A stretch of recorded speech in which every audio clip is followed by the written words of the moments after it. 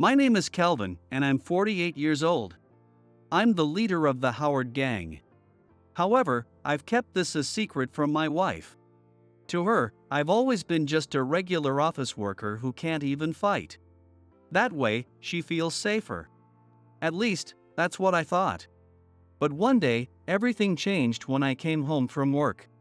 It all began when I arrived at the front door and noticed a pair of men's shoes. "I'm home, Megan. I'm back." Normally, my wife would greet me right away, but this time, she didn't. The house felt cold, almost as if it wasn't expecting me back. A few months ago, our son, who had been a college student, moved out after starting his job. I called out to my wife again. "Megan? Where are you?" Thinking she wasn't the type to play hide and seek, I started opening doors and heading toward the bedroom. That's when I heard laughter coming from the bedroom. "What's this? Hiding in the bedroom?" I said this and opened the door. But in that moment, what I saw was my naked wife entangled with the muscular body of another man. The two of them were completely entwined together. "Megan." I could barely say her name, my voice trembling. "Oh, you're back, honey." Pinned beneath the man, my wife looked at me. Her face showed no guilt, no shame, and no panic. In fact, it almost seemed like she was challenging me. What are you doing? What does it look like I'm doing?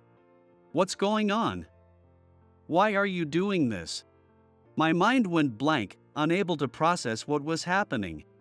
The woman I loved, my wife, was laughing at me under another man. Most men might have fled the scene in humiliation. But I just stood there, unable to move. The man got up from on top of my wife, turned to face me, and said, "Wait, aren't you the leader of the Turner gang?" He was Alex Turner, the leader of the Turner gang. With a cigarette dangling from his mouth, he leisurely exhaled a puff of smoke. Then, grinning, he looked me up and down. "Hey, what the hell are you standing there for?" "What? I'm having a good time with your wife here. Don't get in the way." It seemed he didn't recognize me. It's true that there's a world of difference between me as a gang leader and me pretending to be an office worker. It's no wonder he couldn't recognize me. Let me tell you, this guy is such a weakling. I only married him because I thought he was a stable office worker. But honestly, he's so boring. What, just an office worker? Megan took the cigarette from the man and inhaled deeply before blowing out the smoke. "Megan, you're smoking. So what? It's just a cigarette. I only quit because you're so uptight. It was exhausting pretending for your sake. I always wanted to smoke. But I had to hold back. Even if I snuck one, you'd smell it on me. Acting like the perfect wife was so draining. Pretending. Are you saying everything until now was an act?" "Exactly. It was all just an act.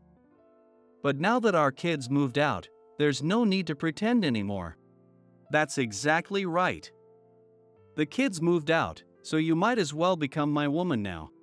"You've got to be kidding. You didn't know this, did you? I'd been bored of you for years. I married you on a whim when I was young, but I've always wanted a strong man. Like this one here. This can't be true." "Oh, it's true. But you always said you wanted a peaceful life.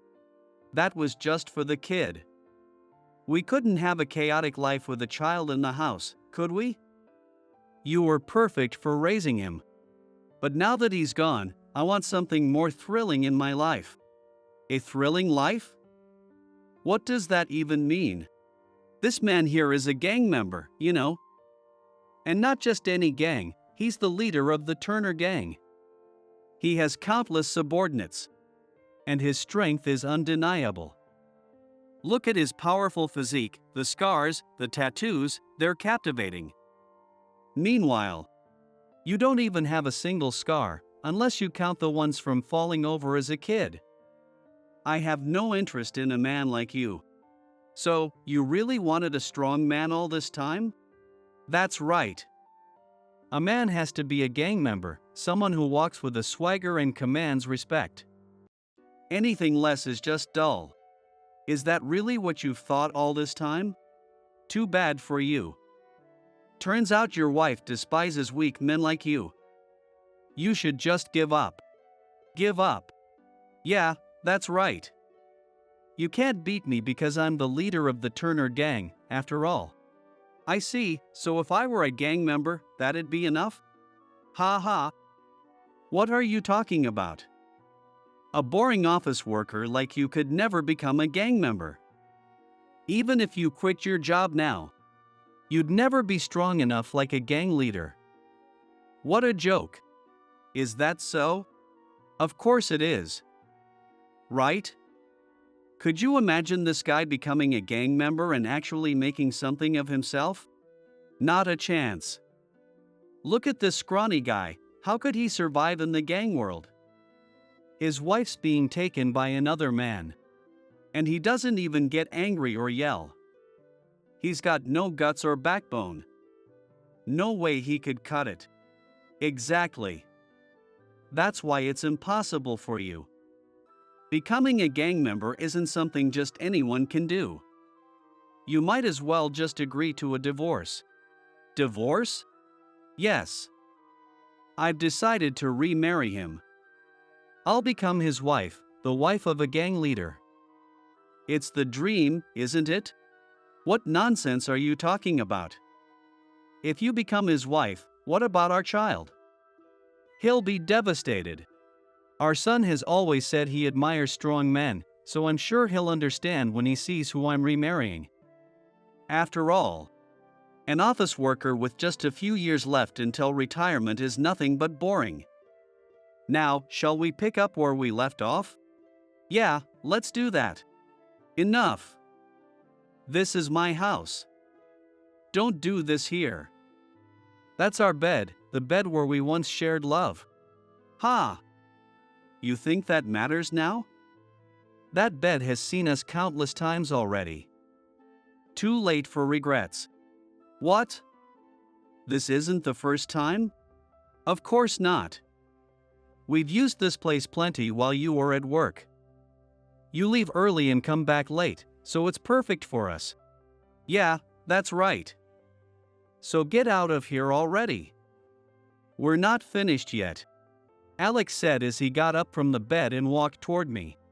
Under normal circumstances, someone like Alex would be no match for me. But the shock of the situation had drained all the strength from my fists. I was barely able to remain standing. Hey, I told you to get out. Are you deaf? You're the one who should leave. This is my house. Don't make me laugh. If you don't leave, I'll knock you out. Go ahead and hit me if you want. But this is my house, and she's my wife. You still want this woman after all this? You've got to be kidding. I can't stay married to you anymore. I glared at Alex. The thought of having my wife stolen by a man like him filled me with hatred. Yet, even after all that had been said, I couldn't bring myself to drop the facade of being an office worker in front of her. You little, what are you staring at? Alex lunged at me and began throwing punches, and I didn't even try to fight back. I didn't understand why I wasn't resisting. Maybe I wanted to disappear beaten and broken, it seemed like an escape. After all, a world without my wife held no meaning for me. As I collapsed to the floor, I faintly heard my wife's voice in the distance. Alex, stop. This is bad. If you keep going, you'll get arrested. Let's get out of here. The two of them hurriedly dressed, shoved me aside with a kick, and ran toward the front door. I heard the door slam and their footsteps grow fainter as they left. This can't go on. If I'm gone, what will happen to the group? In my fading consciousness, I reached for my phone and called Trevor, my trusted assistant. Hello? Trevor, is that you? Yes, it's me. What's going on? Mr. Howard? What's wrong? Where are you? At home. Mr. Howard. What's happening? Mr. Howard. Trevor's voice grew fainter and fainter, and as the strength drained from my hand, the phone slipped away, and I collapsed helplessly to the floor. 10 minutes later, it happened. It was unusual for me to call from home, so when Trevor received the call, he immediately suspected something was wrong. Without hesitation, he rushed over to my house. He found the door unlocked, pushed it open, and rushed inside, only to discover me collapsed on the floor. Half my body sprawled out from the bedroom into the hallway. When Trevor saw me, he couldn't help but mutter, "This is bad," out loud. Trevor quickly called an ambulance and had me rushed to the hospital. After X-rays and a CT scan, I was admitted for further treatment. Apparently, I had fractured ribs.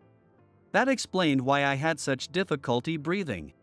When I regained consciousness, several executives in my group were gathered in my hospital room. "Mr. Howard, you're awake. Thank goodness." The doctor was called in to confirm my condition, and once he assured everyone I would be fine, relief washed over their faces. "Mr. Howard, what happened? How did it come to this? Who did this to you?" They bombarded me with questions, but I couldn't bring myself to admit it had all started with catching my wife in an affair. Still, the men were clamoring to find out who was responsible, ready to hunt them down and make them pay. I didn't know how to handle the situation. Admitting that my wife had been stolen felt utterly humiliating. However, staying silent would only cause more worry among my men. At that moment, Trevor spoke up. "Mr. Howard, I know something serious must have happened, something you don't want to share with everyone. But if you stay silent, it will affect the morale of the men. If left unchecked, they'll start searching for whoever did this to you, and we won't be able to stop them. Please, if you can't tell everyone, at least tell me what happened." Trevor's words made sense. I closed my eyes for a moment, realizing I couldn't let this drag on, and decided to tell Trevor everything that had happened that day. "All right, here's what happened. That day, when I got home." I recounted the entire story to Trevor, who listened quietly. When I finished, he looked shocked. "No way, the madam did that? I can't believe it." Yeah, I couldn't believe it either. I kept it hidden all this time, but it turns out she's always liked strong men. If she'd told me that from the start, I wouldn't have wasted all this effort. It's ridiculous. So, you just let him beat you up? Pathetic, I know. But yeah, that's what happened. I couldn't bring myself to fight back. I've spent so long pretending to be weak in front of her that I couldn't show her my true self.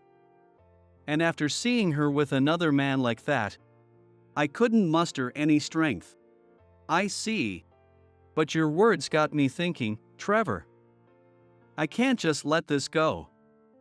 If I don't strike back, the men won't respect me anymore. We'll make them pay. Double. Exactly. Mr. Howard. I was worried you'd lose your fire, but I'm glad you're back to your old self. Thanks, Trevor. If it weren't for you, I might have stayed a spineless fool. Now, find out everything about Alex, the Turner gang leader. Once I recover, I'll pay him a proper visit. Understood. I'll start investigating Alex right away. A month later, Trevor returned with a full report on Alex. Mr. Howard, I've looked into Alex. Good. What kind of man is he? I know his face and name, but not much else. Well, it turns out he's quite the scumbag. His gang group is small and has only been around for a few years. Most of his men are thugs and lowlives. Not real gang. They call themselves an organization, but they're far from respectable. I see. They're involved in trafficking women into shady nightlife businesses, extorting money in the process. Alex himself isn't married, though he's been divorced several times. What, he's been married multiple times? Yes, and always to younger women. He uses them until they're no longer useful, then gets them hooked on drugs and sells them overseas. That's horrible. But why would he go after Megan? She's already 44. She's past the age where she could be exploited like that. Exactly. I mean, no disrespect to Madam, but she's not the type of woman Alex would typically go for. So I did some digging around him and found out. He's serious about her. Serious? Yes. Alex himself is 50, and it seems he's thinking about settling down. Despite the gang being made up of thugs, it's beginning to take some shape as an organization. He probably sees Madam as the perfect fit to solidify his position. He wants to make her the Madam of the Turner gang, huh? That seems to be the case. But it's not clear about whether he's truly serious. Alex has a reputation as a womanizer, and even now, he has other women on the side, including some younger ones. What's his plan for Megan, then? My guess is, he'll eventually cash in on the younger women while having Madam manage the younger subordinates. That's likely his long-term strategy. I see. Still, exploiting innocent women for profit, it doesn't sit right with me. Agreed. I can't understand why anyone would fall for someone like him. So, what's Megan up to these days? She's acting like she's already his wife. They're apparently planning to get married soon. And she's already bossing his subordinates around like she owns the place. Megan? Doing that? Yes, hard as it is to believe. Even Turner's men don't seem to have much respect for her. It felt so unlike the Megan I once knew. But come to think of it, my subordinates never came to my house, and in ordinary society, it would be unthinkable for a wife to act as the leader around her husband's subordinates. It would only be acceptable for the wife of a company president or chairman. Or perhaps someone with significant influence could do such a thing. I see. So, Megan isn't the woman I thought I knew anymore. That's how it seems. Though I felt a pang of sadness, I began to wonder if this was the real Megan all along. From her complaints about a lack of excitement and her preference for strong men, it became clear what Megan wanted was a life where she could dominate as Alex's wife, commanding his subordinates and reigning supreme. If she's gone that far, then I don't need to hold back anymore. All right. After I'm discharged, we'll prepare to strike immediately. What about Megan? Are you planning to bring her back? Trevor's question made me recall an incident from a few days ago. Megan had shown up, wearing makeup so extravagant I barely recognized her, dressed in expensive clothes. Long time no see, Kelvin. How's your injury? She had a mocking smile on her face. Survived, huh? Turns out you're tougher than I thought. By the way, what's with this fancy room? And guards outside the door? Pretty unusual for a regular office worker. Yeah, it's a bit much. Well, whatever. I don't care about your status now. It doesn't interest me. So, why are you here? What do you want?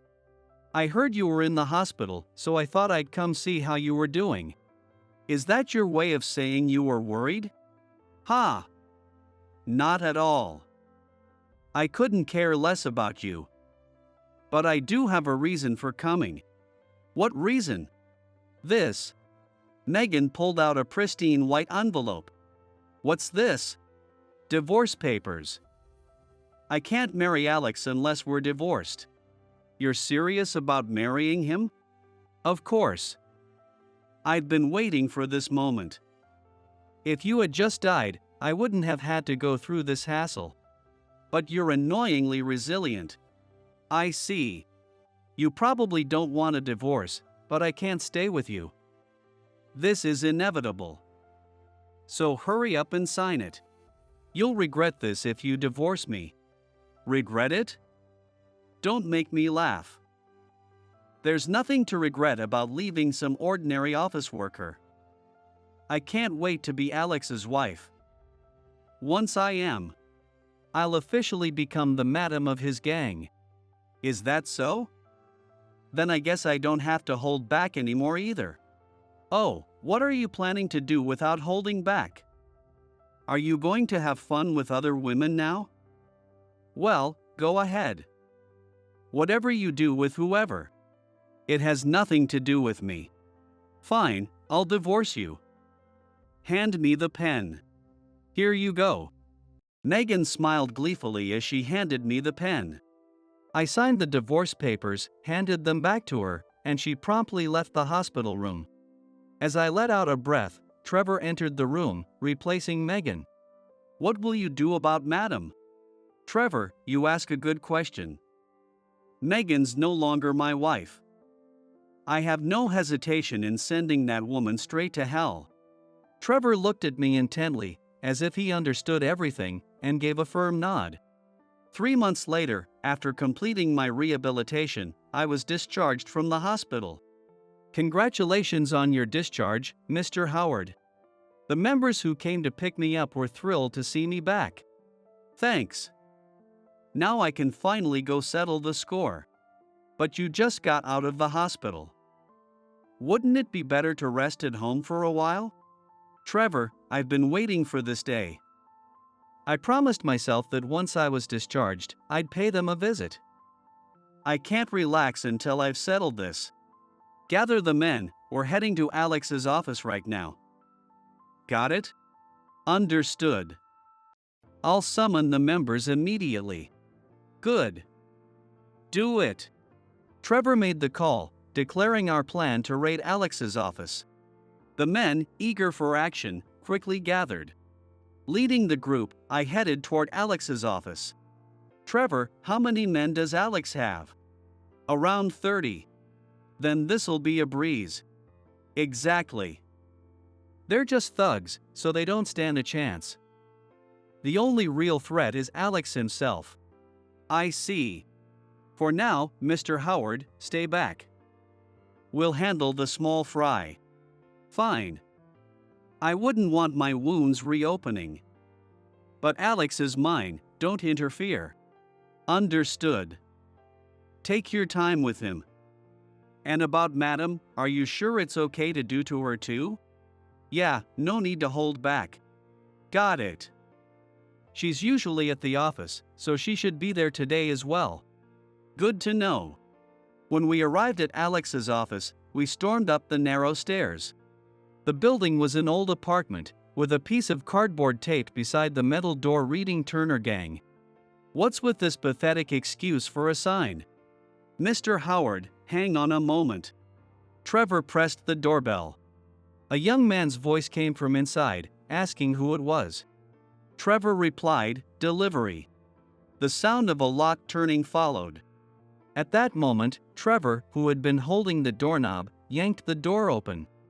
The man on the other side, not expecting such a move, stumbled forward as the door swung wide.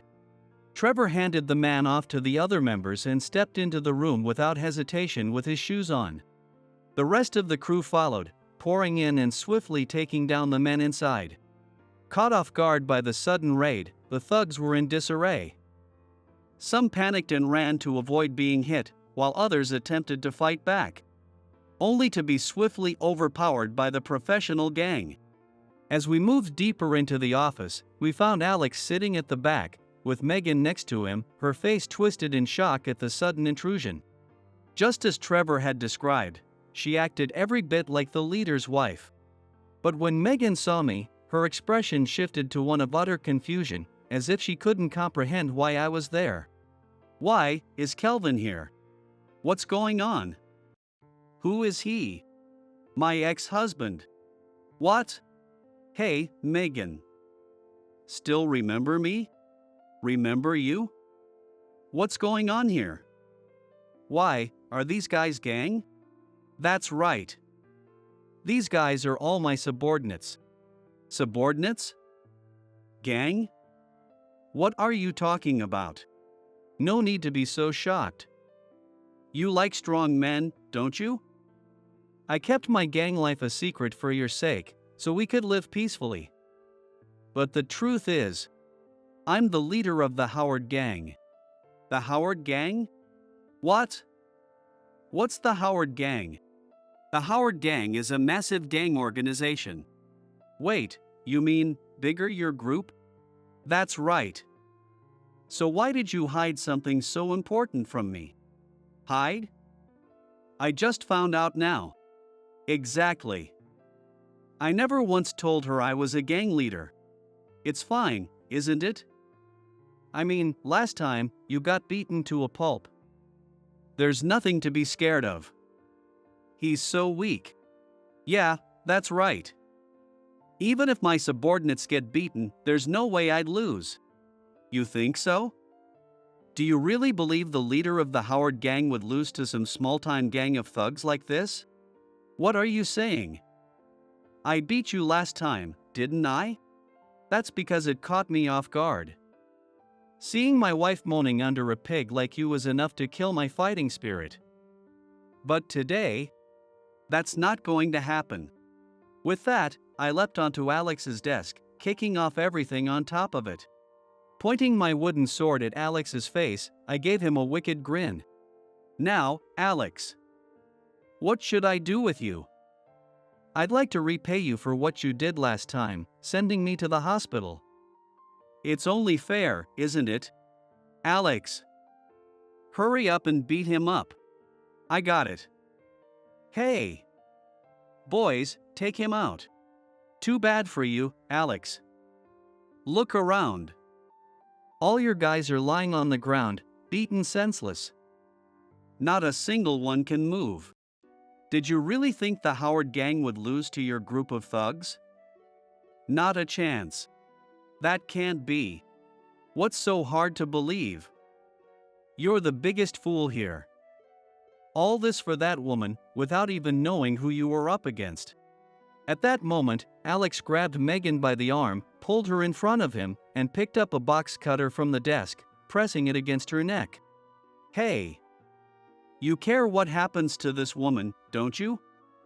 She's the one you love, right? Keep this up, and she's going to the afterlife. Ah! What are you doing? Shut up! Women like you are a dime a dozen. Go to hell for all I care. No. Help me. How about it? You love her, don't you? You want to save her, right? How troublesome. Please, help me. Megan, you're no longer my wife. Alex, do whatever you want. I couldn't care less about a woman like her anymore. She's just trash you've already played with. No. You. Shut up. You reap what you sow, so give up already. This is the gang world you wanted so badly. No. Save me. Alex flinched at my unexpected response, and I didn't miss the opportunity. Swinging my wooden sword, I struck him hard and leapt down, pinning him to the ground as I pummeled him. Megan, watching in horror, began backing away toward the door. But Trevor, noticing her movements, quickly grabbed her. When Alex was beaten to the point he couldn't even speak, I turned to Megan. Seeing my glare, she let out a small scream, then realizing she was cornered, suddenly started pleading. Please, it's not what you think. Alex threatened me. I wanted to come back to you, but I couldn't because of him. Please, give me another chance. You're the only one I love. I shifted my gaze from Megan to Alex, pointing my wooden sword at him again. Disband your gang group. You've got to be kidding. How could I disband the gang group I worked so hard to build? Take the woman, she's yours. Just let me go. You're the one joking. I told you, I have no interest in that woman anymore. Who would want her after you've used her? If you don't disband, I'll take your life instead. No way. I don't tell jokes or lies. No, please, spare me. That's not happening. You'll reflect on your life inside a drum. Hey, stuff him into a drum and sink it into the sea. No, please. Spare me. I'm begging you. Kelvin, please. Help me. I was just being threatened by him. Please, I'm begging you. Megan, I've figured out exactly what you're about. So, I'll let you do something useful for society at the end of your life. What? Something useful for society? Take Megan to be a test subject. A test subject? No. Please, stop. Kelvin, I'll apologize, I promise. Please, forgive me. Both of them screamed and begged, but I didn't relent. My men took them away without hesitation. Alex was sunk into the sea in a drum, and Megan was sent to a research facility as a human test subject. Afterward, even though we were divorced, I felt I owed Megan's parents an explanation. When I visited her family home, it had been a long time since I'd last seen her parents.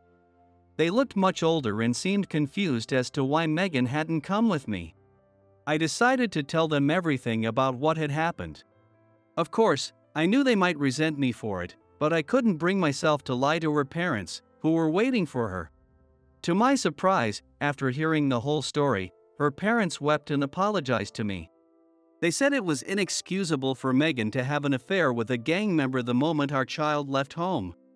They admitted they bore some responsibility for raising a daughter like that and bowed to me repeatedly in apology. I had told her parents, she'll probably return in about 3 years. However, since she's being used as a test subject for medical research, she's bound to come back in a completely broken state. Even so, her parents tearfully said they were simply grateful that she was alive. 3 years later, just as I said, Megan came back. However, when she was tossed out of a car that stopped in front of the house, she was utterly broken, so weak that she couldn't even stand. Her parents, embracing her frail, ragged body as if she were a tattered rag, wept with relief and expressed their joy at her survival. Sadly, not long after, her parents passed away. Thanks to Megan, however, new medicines were developed, and they are now helping people suffering from illnesses. Early retirement? Isn't Ralph, the most incompetent one, the perfect candidate? I just stared at my colleague, whose face seemed to suggest this was the consensus. As if in response to those words, the room began to stir. Yeah. Ralph has the worst performance after all. I feel bad for him, but if he volunteers here. It was supposed to be an ordinary morning meeting.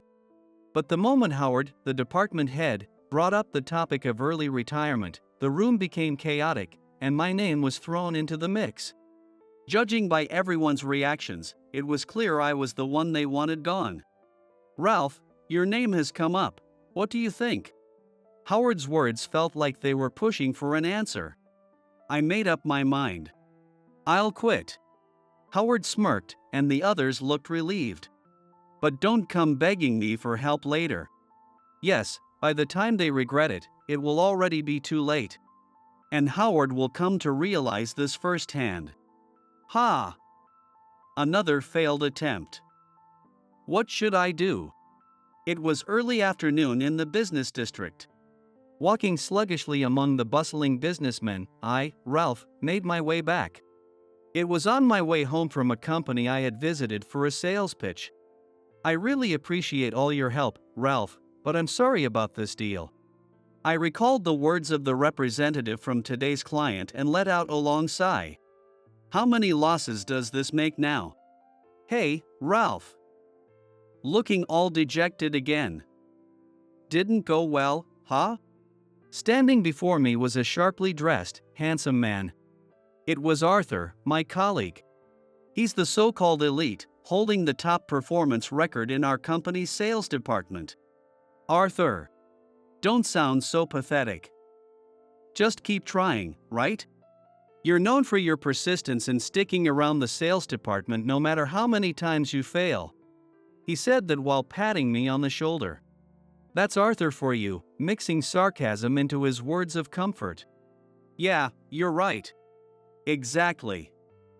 Why don't you head back to the office and tidy up those scattered documents to clear your mind? As for me, I'm off to my next client. They already like me, so this one's another sure win. And with that, he walked off confidently. As Arthur said, he'll probably land another deal. Arthur is the nephew of Howard, the head of the sales department, and it's obvious to everyone that he's being favored. All the projects he handles are guaranteed wins, carefully allocated by his uncle, Howard. That's how he's maintained the top spot in sales since he joined. As long as Howard remains in power, Arthur's position is untouchable. I originally hoped to join the development department. However, there were no openings for new hires in development when I joined, so I was assigned to sales instead. It was obvious to anyone that a timid and soft-spoken person like me wasn't cut out for sales. In reality, when visiting clients, I could chat freely about non-work topics, but the moment it came to discussing contracts, my words would falter. I've submitted transfer requests to the development department many times, but they've always been denied. Just hang in there a little longer. The day will come when your efforts pay off. Taking Howard's words to heart, I kept trying, but success continued to elude me. I'm just not suited for sales. But I'll try one more time. I'll land at least one deal.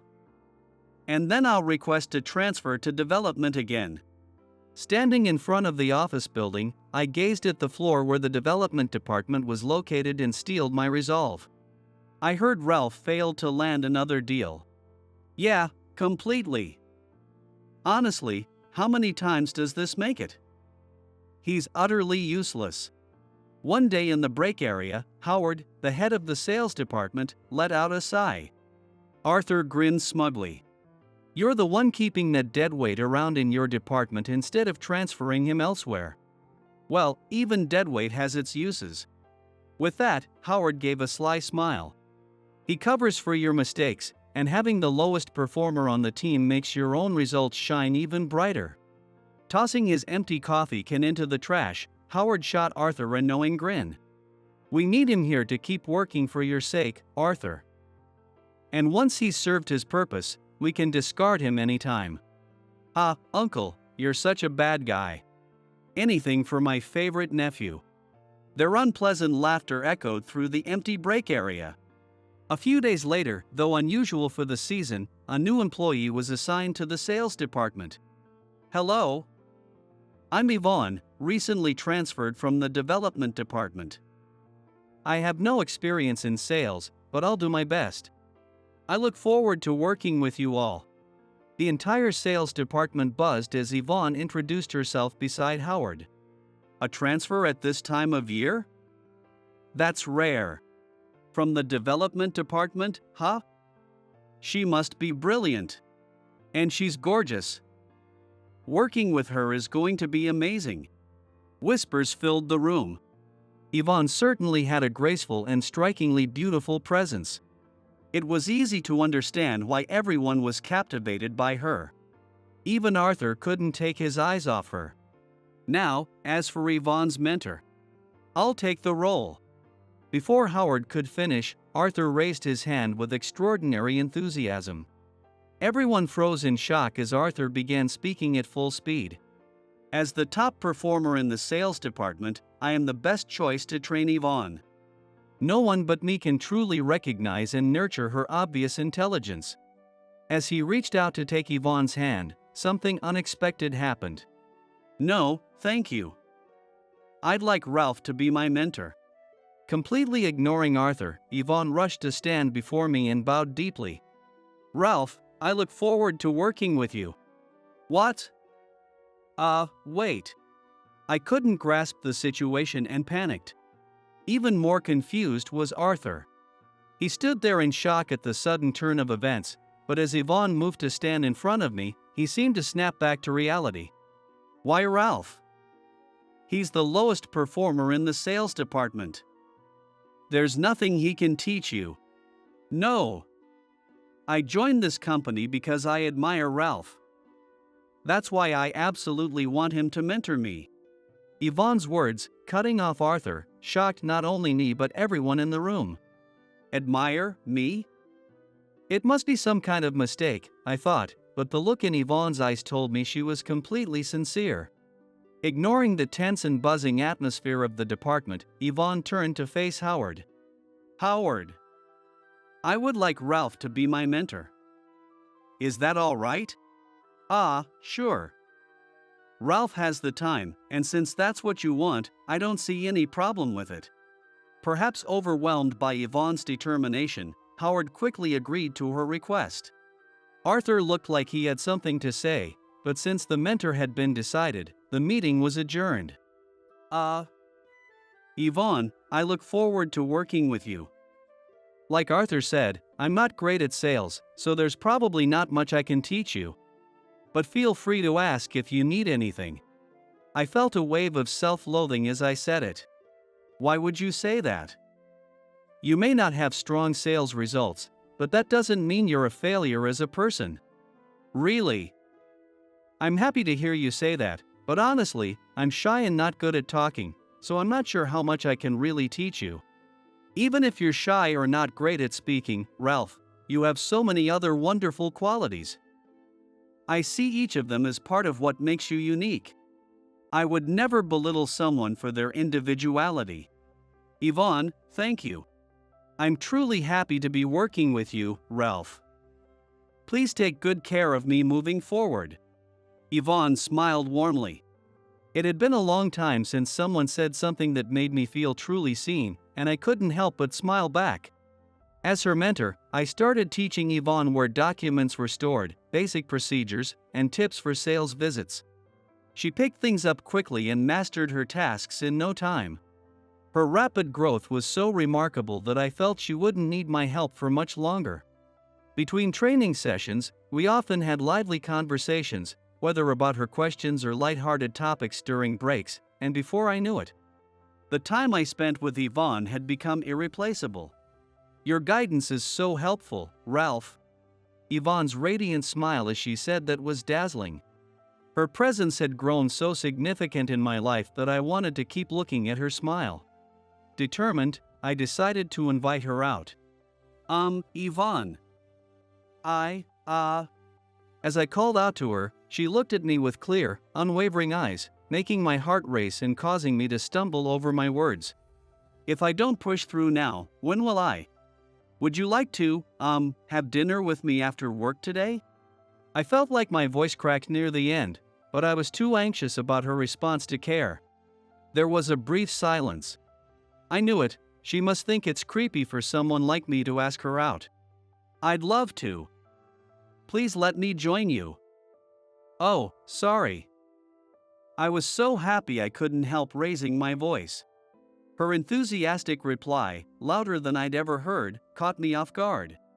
Seeing her shyly cover her mouth in embarrassment, I felt a wave of relief. That's great. I was worried you'd say no. My honest feelings slipped out, fueled by extreme nervousness and relief. There's no way I'd turn you down. That would be unthinkable. It'd be like tempting fate. That's a bit dramatic. No, it's true. Turning down an invitation from Ralph would be a terrible mistake. As I chuckled at her exaggerated words, Yvonne stood up with such fervor that a small container on her desk nearly toppled over. Usually, she had a cool, intellectual demeanor, but moments like this when she revealed a different side of herself made me happy. I wasn't sure if this was her true self, but I enjoyed seeing this unexpected side of her. You don't have to flatter me so much. Don't worry, I'll treat you.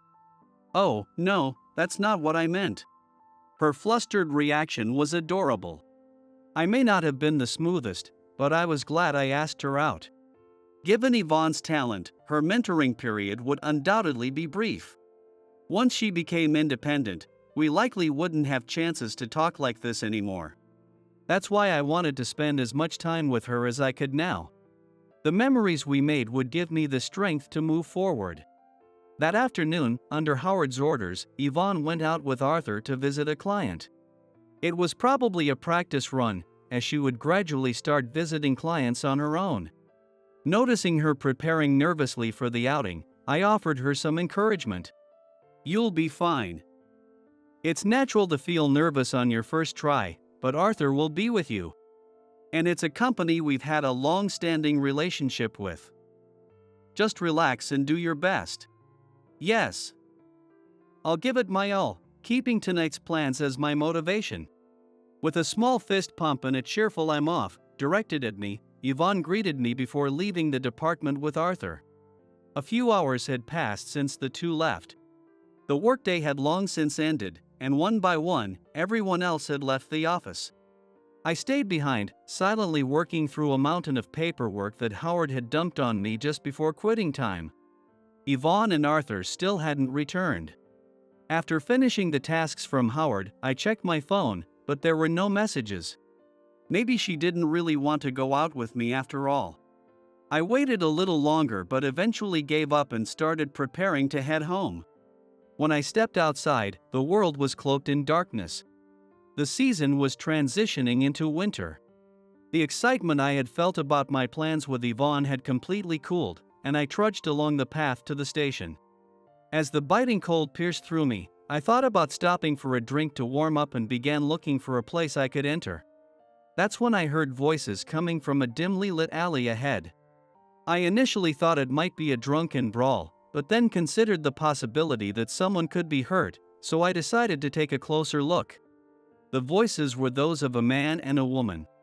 Ah, just a lover's quarrel, huh? As I began to relax my tense body and turn to leave, a loud female voice called out, "Stop it." Hearing the voices, I stopped in my tracks. "Come on, I know a great place, and I've got a good hotel in mind too." The man's voice followed, and I immediately broke into a run. "No! Let go of me!" Hearing the woman's voice in distress, I dashed into the alley. "Yvonne! Are you okay? Ralph! What the hell are you doing here?" There they were, Yvonne and Arthur. Though it was dark and hard to see, I could tell Yvonne's body was trembling slightly. Seeing her like that, I felt a surge of anger and directed it at Arthur. "What are you doing? Can't you see she's terrified?" Arthur looked startled by my outburst, but his expression quickly twisted into annoyance as he raised his voice in return. "This has nothing to do with you. I was just talking to Yvonne. Mind your own business." "It's absolutely my business. I can't stand by while she's being mistreated." Our shouting drew the attention of passers-by, who began gathering to see what was going on. "I didn't do anything wrong. Yvonne, we'll talk more tomorrow. Ralph, you'll regret this." With those words, Arthur hurried away, almost in a run. Damn it! Why is he here? He should still be at the office. "Uncle, what are you doing?" I thought I heard him muttering something as he left, but I turned my attention to Yvonne, who was gripping my arm from behind. "Yvonne, are you okay? This place is dark and unsafe. Let's move somewhere brighter." Bowing my head in apology to the gathering crowd, I led Yvonne away to a bench near the station. I bought a warm cocoa from a nearby vending machine and handed it to her. "Be careful, it's hot. Just holding it should warm you up a bit." I sat down next to her as she remained silent, her gaze cast downward. "Thank you, Ralph. I'm sorry for the trouble I caused." Her voice was different from the usual Yvonne. The heaviness in her tone made my chest ache. "You did nothing wrong, Yvonne. Please don't apologize, okay?" I spoke in the gentlest voice I could. I didn't want to scare her any more than she already was. After we finished our visits, we were heading back to the office when Arthur invited me out for dinner. But I told him I couldn't because I had plans with you, Ralph. Still, he wouldn't let me go. He made a call. Then told me you were still working and suggested we wait nearby, so we ended up going for a drink. Yvonne continued, staring at the cocoa I'd handed her. But after a while, I knew it was getting late and said I needed to leave. I thanked him and told him I was going home.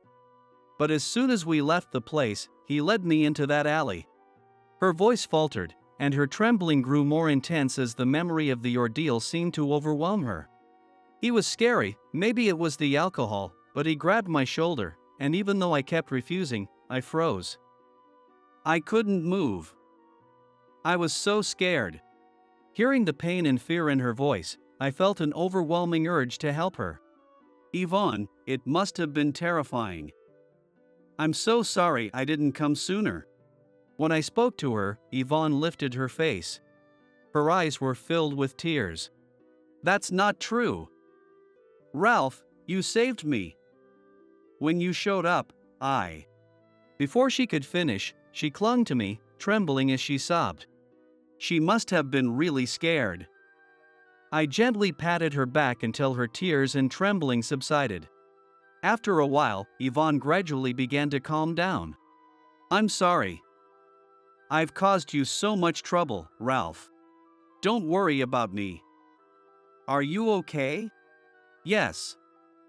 I'm fine now, because you stayed by my side. She said this with a soft smile. I was relieved. It's gotten so late. Let me walk you home. Can you stand? Oh no, you don't have to go that far.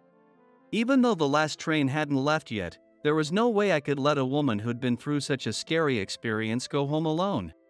It's okay, don't worry about it. Think of it as part of my job as your mentor. Thank you. She stood up as we prepared to head to the station. Ralph. Yvonne's hesitant voice stopped me. What is it? Are you hurt somewhere? No, it's not that. It's about our dinner plans. You mean our promise to grab a meal together? Don't worry about it. I had been looking forward to it too, but after everything that happened, taking care of Yvonne was far more important. How about we go tomorrow instead? I'd really like to thank you for tonight. Sure. Of course. Yvonne's face lit up with a smile at my response. I thought her cheeks looked a little red, but it was probably just my imagination. The next day, when I arrived at the office, Yvonne was already there. We exchanged greetings, and I quietly observed her. She was her usual self, efficiently organizing her desk and preparing for the day's work. Relieved, I turned to my own desk and began my preparations. A little later, Howard and Arthur arrived together. It wasn't particularly unusual, but given what happened yesterday, I kept my eye on Arthur. Noticing my gaze, Arthur sneered, letting out a scoffing laugh as he looked at me with disdain. All right, let's start the morning meeting. At Howard's announcement, everyone stood up. As usual, the morning meeting ended, and it was time to begin the day's work. But this day was different. Howard delivered shocking news. As you all know, our company is at a critical juncture right now. As part of this, we've been instructed to invite a few employees from each department to take early retirement. Early retirement. The word sent a ripple of unease through the department. Rumors that the company is struggling financially and in a difficult situation had been circulating for some time. Does anyone want to volunteer? Howard's gaze seemed to focus unnervingly on me as he spoke to the room. Ralph, what do you think? He followed his words with a sly smile, the kind that made my skin crawl. The room buzzed with murmurs at Howard's words. So that's what this is about. In the corner of my vision, I noticed Arthur smirking with the same expression as Howard. They really do look alike. I muttered under my breath. Though I didn't think anyone heard me, my slight movement caught Howard's attention. Ralph, if you have something to say, speak up. Let's hear it. Almost instantly, Arthur chimed in with his own taunt. Even someone as clueless as you must know who's dragging this company down, right? But before either of them could continue, Yvonne's voice cut through the room. Wait a moment. Isn't this just manipulation, Howard and Arthur? This approach is completely unfair. Yvonne stepped forward, her defiance clear. And are you seriously claiming that one underperformer can bring down an entire company this large? That's ridiculous. What you're doing right now is nothing but bullying. Even as Yvonne's impassioned protests echoed through the room, the smug smiles didn't leave Howard and Arthur's faces. Oh, Yvonne, you've only just joined us. I wouldn't expect you to understand. But what about the rest of you? Arthur glanced around at the gathered team. As you all know, we need to select at least one volunteer from this department to meet the company's directive. So, who do you think is the most suitable candidate? He raised his voice dramatically, as if giving some sort of rallying speech. Everyone else, while they may not match my performance, is bringing in contracts and fulfilling their roles as part of the sales department. But in our team, there's one person who hasn't done anything. Am I wrong? At Arthur's prompting, everyone except Yvonne and me began exchanging glances and murmuring amongst themselves. Well, Ralph does have the worst performance, after all. He's not a bad guy, but given the situation, you know? If he volunteered to leave, it might help everyone out, I guess. As their voices rose from various corners of the room, Arthur looked straight at me with a smug grin plastered across his face. Now he must finally realize he's the deadweight of this department. Useless Ralph quitting won't hurt the company at all. But once he's out of here, he won't survive on his own, and soon he'll be begging me, please, Arthur, don't let me go. And when that happens, Yvonne, who's strangely attached to him, will undoubtedly come my way instead. I could read Arthur's intentions clearly. He's so simple that his emotions are always written all over his face. Right now, he's probably imagining me groveling on the floor, begging for forgiveness. He's also likely still bitter about me helping Yvonne yesterday. This thought felt close to the truth, and I couldn't help but let out a sigh. Ralph, your name has been mentioned. What do you think? Howard's words, which seemed to encourage an answer without contradicting Arthur's remarks, solidified my decision. Understood. I will resign from the company, effective today. As soon as I said those words, Howard's smirk grew even wider, and the others in the room visibly relaxed with relief. Arthur, however, was stunned. You're really going to quit? Are you really that stupid? As I suspected, my prediction was correct. He seemed genuinely panicked now that I had actually declared my intention to resign. Seeing this, Howard spoke up to address him. Hey, Arthur. If he's willing to leave, that's great news for us, isn't it? Howard likely thought this was the perfect outcome as he could follow orders from above while also getting rid of a so-called deadweight employee. Effectively killing two birds with one stone. That kind of thinking was typical of Howard. However, something unexpected occurred that threw his plans into disarray. If Ralph is resigning, then I will also volunteer for early retirement.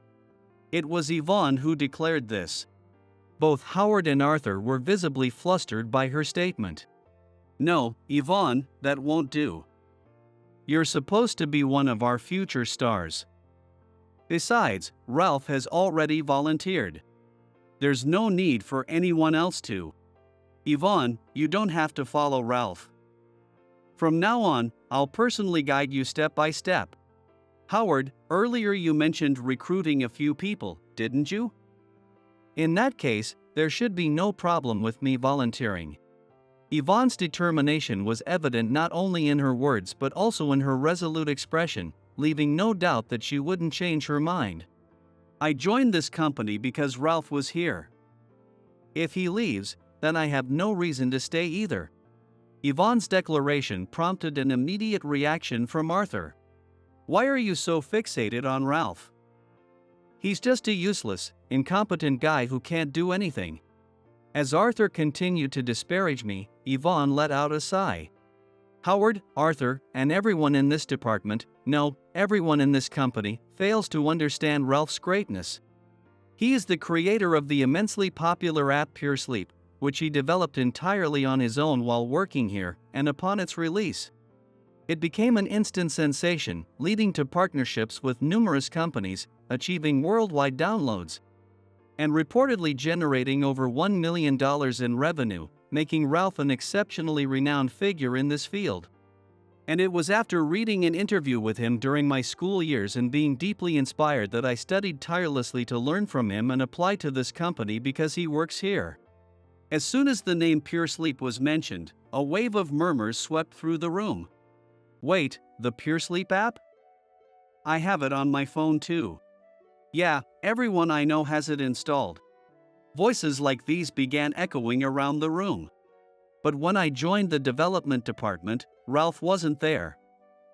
When I looked into it, I couldn't believe he was in the sales department. I thought, what is this company doing? And after seeing how they treat him, it's clear to me now. This company doesn't deserve someone like Ralph. The sound of Yvonne slamming her desk echoed through the room. You may value my abilities, but I have no desire to work under people like you. I'm going to HR right now to officially submit my resignation.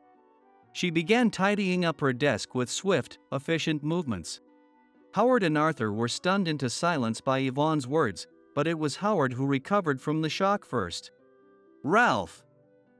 If you're so talented, why didn't you say so earlier?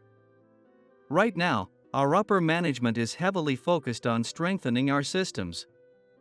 Surely, you'd be interested in contributing to that? He came up to me, his greasy face close to mine, a complete change from his previous demeanor. To say I'm not interested would be a lie. I do have ideas for improvements. Oh, excellent. Excellent. Let's go talk to upper management together right away. How could he have possibly interpreted that as agreement?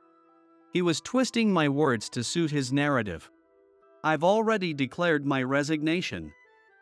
I can't help with anything. Howard, clearly unsatisfied with my response, pressed on. Wait. That's right, you submitted a transfer request to the development department, didn't you? I'll personally ensure it gets approved. I know it's been your long-standing dream since joining, hasn't it? In exchange, perhaps you could frame this as one of my achievements to management. So that's his angle. It was painfully obvious. After rejecting my transfer requests repeatedly, now he wanted to use it to his advantage? It's true that transferring to the development department was my dream. But not anymore. I'll say it again. I'm leaving this company. So, no. I can't help you. With that, I began packing my desk, just as Yvonne had done. Ralph! Please, reconsider. I'm begging you. Uncle! What are you doing? Bowing your head to someone like him? If Ralph can do it, then I'll handle this system whatever. I'll get it done in no time. Don't be ridiculous. Someone like you, who's all looks and completely hollow inside, could never handle system development. You can barely manage your sales work, and that's only because I've been pulling strings for you. Stop acting like you know anything. And don't jeopardize my promotion. I'm talented. Even you have no right to say that to me. I'll say it as many times as necessary. You're an idiot, and I don't have time to waste on a fool like you right now. While the two of them shouted back and forth, Yvonne and I quietly finished packing our belongings, bowed politely to our colleagues, and headed straight to HR. Our resignation process went smoothly. Goodbye to this company for good. Finally. Freedom at last. The start of a happy life. Indeed. Having the freedom to do anything is exciting. Ha ha. Yvonne, you're so optimistic. The two of us laughed together as we sat in a park near the office. Before moving forward, I turned to Yvonne and bowed my head. Yvonne, I'm sorry for dragging you into my resignation. Please don't apologize. Leaving the company was my own decision. It's true. I have no reason to stay in a company where you aren't. So don't worry about it. She smiled warmly. Under the bright sunlight, Yvonne's smile looked especially radiant. Thank you. I was so surprised to learn you really admired me. But hearing you stand up for me in front of everyone back there, it meant so much. It saved me. It made me realize there was someone who truly saw me. I had no place in the sales department. Though no one openly criticized me, they feared crossing Howard and Arthur, so no one ever stood up for me. But today's events had made everyone's feelings clear. Yvonne, however, was different. She was the only one who supported me. And that made me truly happy. Ralph. About what comes next? Yeah? Do you have an idea? Why don't we start a business together? 1 year later. After months of hard work, Yvonne and I successfully established a small system development company. With the help of our connections, we found collaborators and investors, and the business gradually began to thrive. But it wasn't just the work that was going well. Spending more time together brought Yvonne and me closer than ever, and I couldn't help but feel a growing bond between us. Thinking about her often brought a smile to my face. Ralph, what are you thinking about? Ah. Her sudden voice from behind startled me so much I let out a yelp. You were so deep in thought that you almost fell out of your chair. Is it that difficult of a case? Ah, no, well, something like that. But it's fine. I tried to brush it off, too embarrassed to let her know what I was really thinking. If you're at a good stopping point, why don't you take a break? My mother sent over some snacks. My stomach betrayed me with a growl. I realized I'd been so focused on work that I'd completely forgotten lunch. Hee hee, your stomach is always honest, Ralph. Let's have some tea. Yvonne gently took my hand and led me along. We sat facing each other, enjoying tea time together. By the way, have you heard about Howard and Arthur? Yvonne asked me as she gracefully poured tea. It had been a while since I'd heard those names. Yeah, I heard from the president, Mr. Matthews, recently. They both quit the company, didn't they? 3 months after starting our business, we'd been contacted by our former company for help. Since then, the company's performance had only worsened, showing no signs of improvement. The most critical issues were system vulnerabilities and a decline in employee morale, leading to leaks of confidential information, rampant harassment, and a series of fatal flaws for the company. Recognizing the urgent need for action, the first choice to address these problems was us. Mr. Matthews had heard of my work on the Pure Sleep app and learned the details surrounding my resignation. Along with an apology, they formally requested our help in overhauling the company's systems. After meeting with Mr. Matthews and the vice president, Seth, whose sincerity impressed us, Yvonne and I agreed to take on the project under one condition: investigate Howard and Arthur's misconduct and uncover the extent of the harm they've caused. Trusting their promise of a thorough investigation and appropriate action, we worked tirelessly with other engineers to strengthen security, streamline operations, and implement robust information sharing systems. As a result, the company's reputation and performance began to recover. We've maintained a positive business partnership with them ever since. Recently, the investigation into Howard and Arthur was concluded, uncovering evidence of harassment, shady dealings with certain clients, and fraudulent accounting practices, resulting in their dismissal. Mr. Matthews apologized again, not only for the delay but also for past events, but knowing those two had been held accountable was enough for us. They were no longer a concern of ours. As I reached for the milk to enjoy the tea Yvonne had made, our hands accidentally touched. Oh, sorry. It's okay. From her hand resting on mine, I could feel Yvonne's emotions reaching out to me. If I was going to share my feelings, it had to be now. Yvonne, thank you for staying by my side. I wouldn't be where I am today without you. Would you consider dating me with marriage in mind? Yes. I love you too, Ralph. Her bright smile, the happiest I'd ever seen, filled my heart. We leaned closer to each other. From now on, together. And always supporting each other. On this day, we made a new promise and vowed to walk the future together. It's a day I'll always remember. What are you doing here? This is the executive meeting room. Outsiders should leave immediately. Miles, the senior executive, looked me up and down as if assessing my worth. My casual attire and polite yet hesitant demeanor only reinforced Miles's preconceived notions.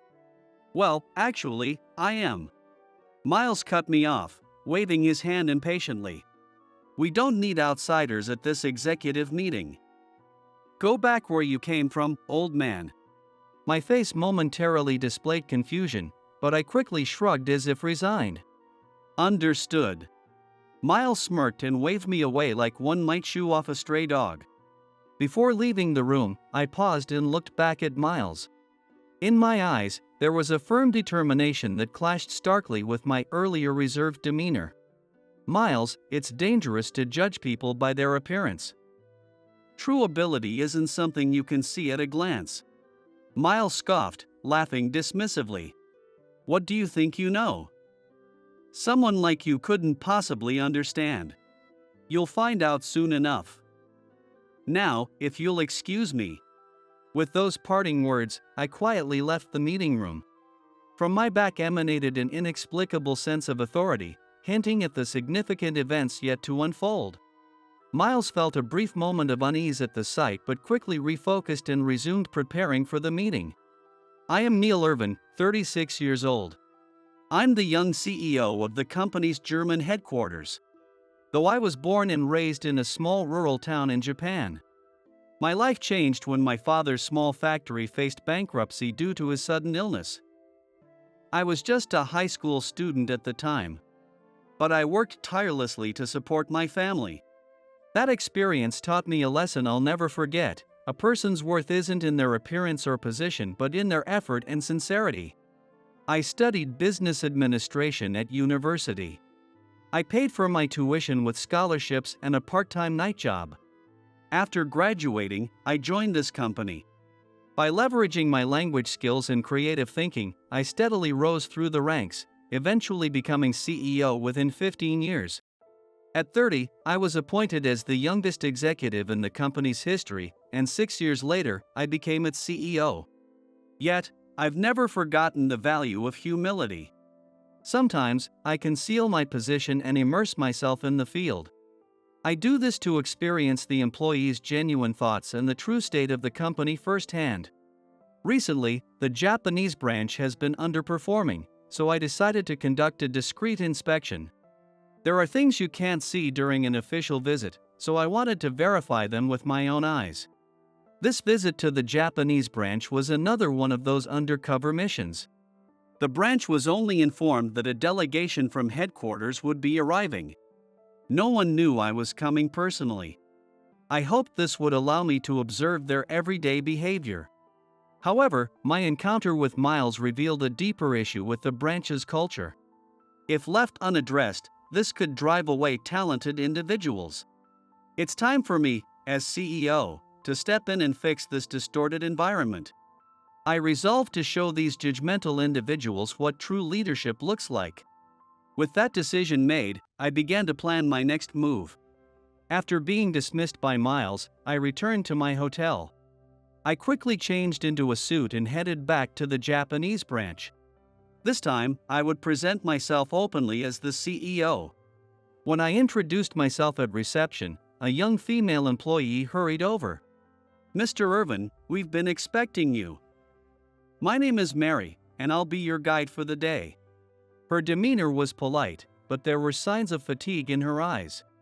Perhaps she had been working late, or maybe she had something weighing on her mind. Thank you. How are the preparations for the executive meeting coming along? Yes, we're making the final arrangements now. Miles is personally overseeing everything. Mary's voice trembled slightly. It happened the moment she mentioned Miles's name. I felt like I glimpsed a fragment of the employee's true sentiments. We stepped into the elevator, heading to the floor where the meeting room was located. As the doors opened, the unmistakable voice of Miles, the very man who had thrown me out earlier, echoed down the hallway. What are you doing? Do you think mistakes like this are acceptable when we're hosting the delegation from headquarters? I'm terribly sorry. The reply came from what seemed to be a new employee. As we approached, Miles's yelling grew louder. If you can't even handle a simple report, then just quit already. Mary glanced at me nervously. I gave her a small nod to reassure her. Miles. I called his name, and he turned around. His eyes widened in shock as he recognized me. Mr. Irvin. I didn't realize you had already arrived. Miles's demeanor shifted instantly. The voice that had been shouting moments ago vanished, replaced by a cheerful smile. Yes, I arrived a little earlier than expected. But more importantly, is there an issue here? No, not at all. It's just a minor misunderstanding. Miles hastily offered as an excuse. However, the new employee's face remained pale. I see. Well then, let's start preparing for the meeting. I spoke calmly. Miles's face showed a sense of relief. As I entered the meeting room, several executives were already waiting. I took the head seat and began reviewing the documents. Let's begin the meeting. With my words, the meeting commenced. Reports from each department followed one after another. Revenue showed a slight increase, and new customer acquisitions seemed to be progressing smoothly. At first glance, the numbers didn't look bad. However, something about them felt off to me. These figures seemed unnatural. Miles. Yes? This quarter's revenue growth is reported as a 7% increase compared to the previous year. Can you explain the breakdown of that growth? Miles looked momentarily flustered but quickly recovered. Yes, most of it is from additional orders from existing customers. I see. And what about the contribution from new customers? Well, that is... Miles faltered, avoiding a direct answer. I turned to Mary. Mary, could you bring the sales data for new customers? Yes, right away. Mary left the room. While she was gone, I noticed beads of sweat forming on Miles's forehead. Shortly after, Mary returned with the requested data. As I reviewed it, my suspicions were confirmed. Miles, according to this data, revenue from new customers is nearly negligible. How do you explain this? The meeting room fell silent. Miles's face turned pale. That is... Are these numbers being propped up by pressuring existing customers with excessive upselling? Miles was at a loss for words. The other executives exchanged uneasy glances. Do you really believe manipulating numbers like this will secure the company's future? My voice was cold. Miles stood abruptly, attempting to defend himself. Mr. Irvin, there's an explanation for this. With the market shrinking, we've been trying to maintain the numbers however we can. The market is shrinking? Are you certain about that? I stood and walked to the window.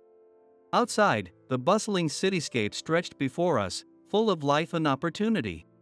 From where I'm standing, it looks like opportunities are only growing. Miles fell silent. The other executives glanced nervously between me and Miles. Let's take a break, everyone. We'll resume in 15 minutes. At my suggestion, the executives rose from their seats with visible relief. Miles, however, remained seated, looking as though all the energy had drained from him. During the break, I spotted Mary in the hallway. Her eyes looked tired, yet she maintained her professionalism. Mary, how would you describe the atmosphere in this company? Is employee morale high? She hesitated for a moment, then took a deep breath and spoke candidly. To be honest, morale is low. Miles's excessive pressure makes it difficult for new ideas to gain traction. Most suggestions get rejected outright. And the quotas are incredibly stressful. I listened silently, though anger simmered inside me. In such an environment, talent is stifled. I see. Thank you, Mary. I appreciate your courage in speaking openly. A glimmer of hope appeared in Mary's eyes. I placed a reassuring hand on her shoulder and encouraged her. When I returned to the meeting room, the executives were already waiting. Miles still looked unwell. I cleared my throat to draw their attention. Everyone, I'd like to share my thoughts on the earlier discussion. The room fell into a tense silence. It's true that maintaining short-term numbers is important.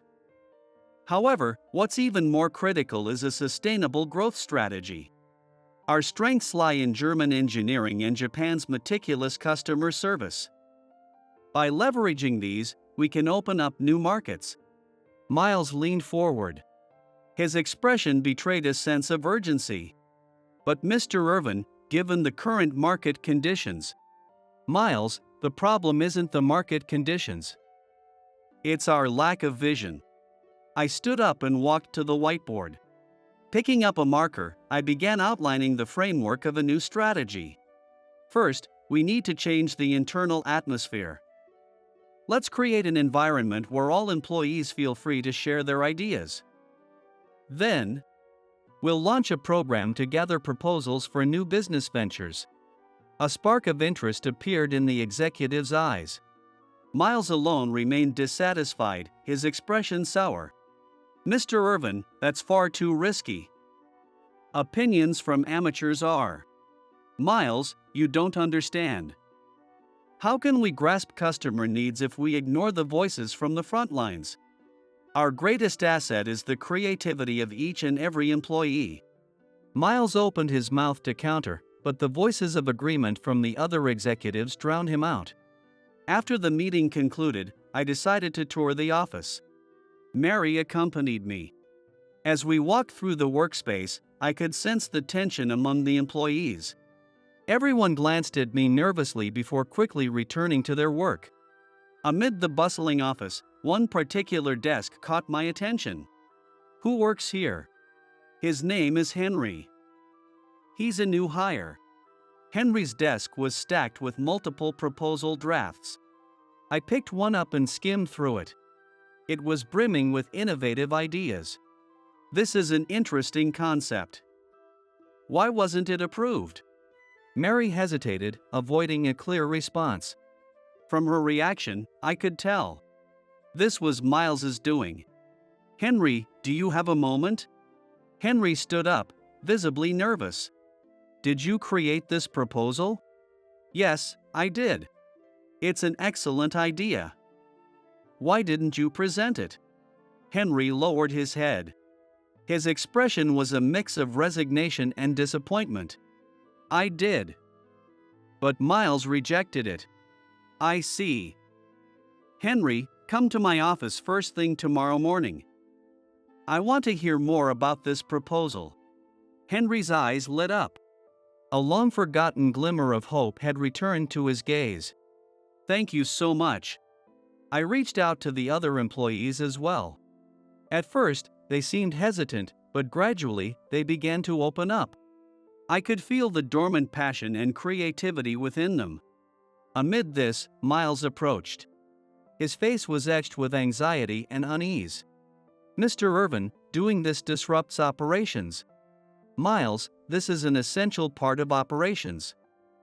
By listening to the employees directly, we can uncover the company's underlying issues. But, more importantly, Miles, why did you reject Henry's proposal?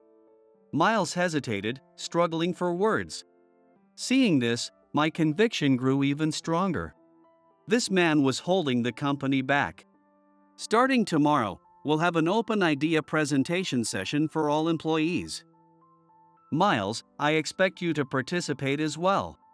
But Mr. Irvin, there's no time to prepare for such an event. It's fine.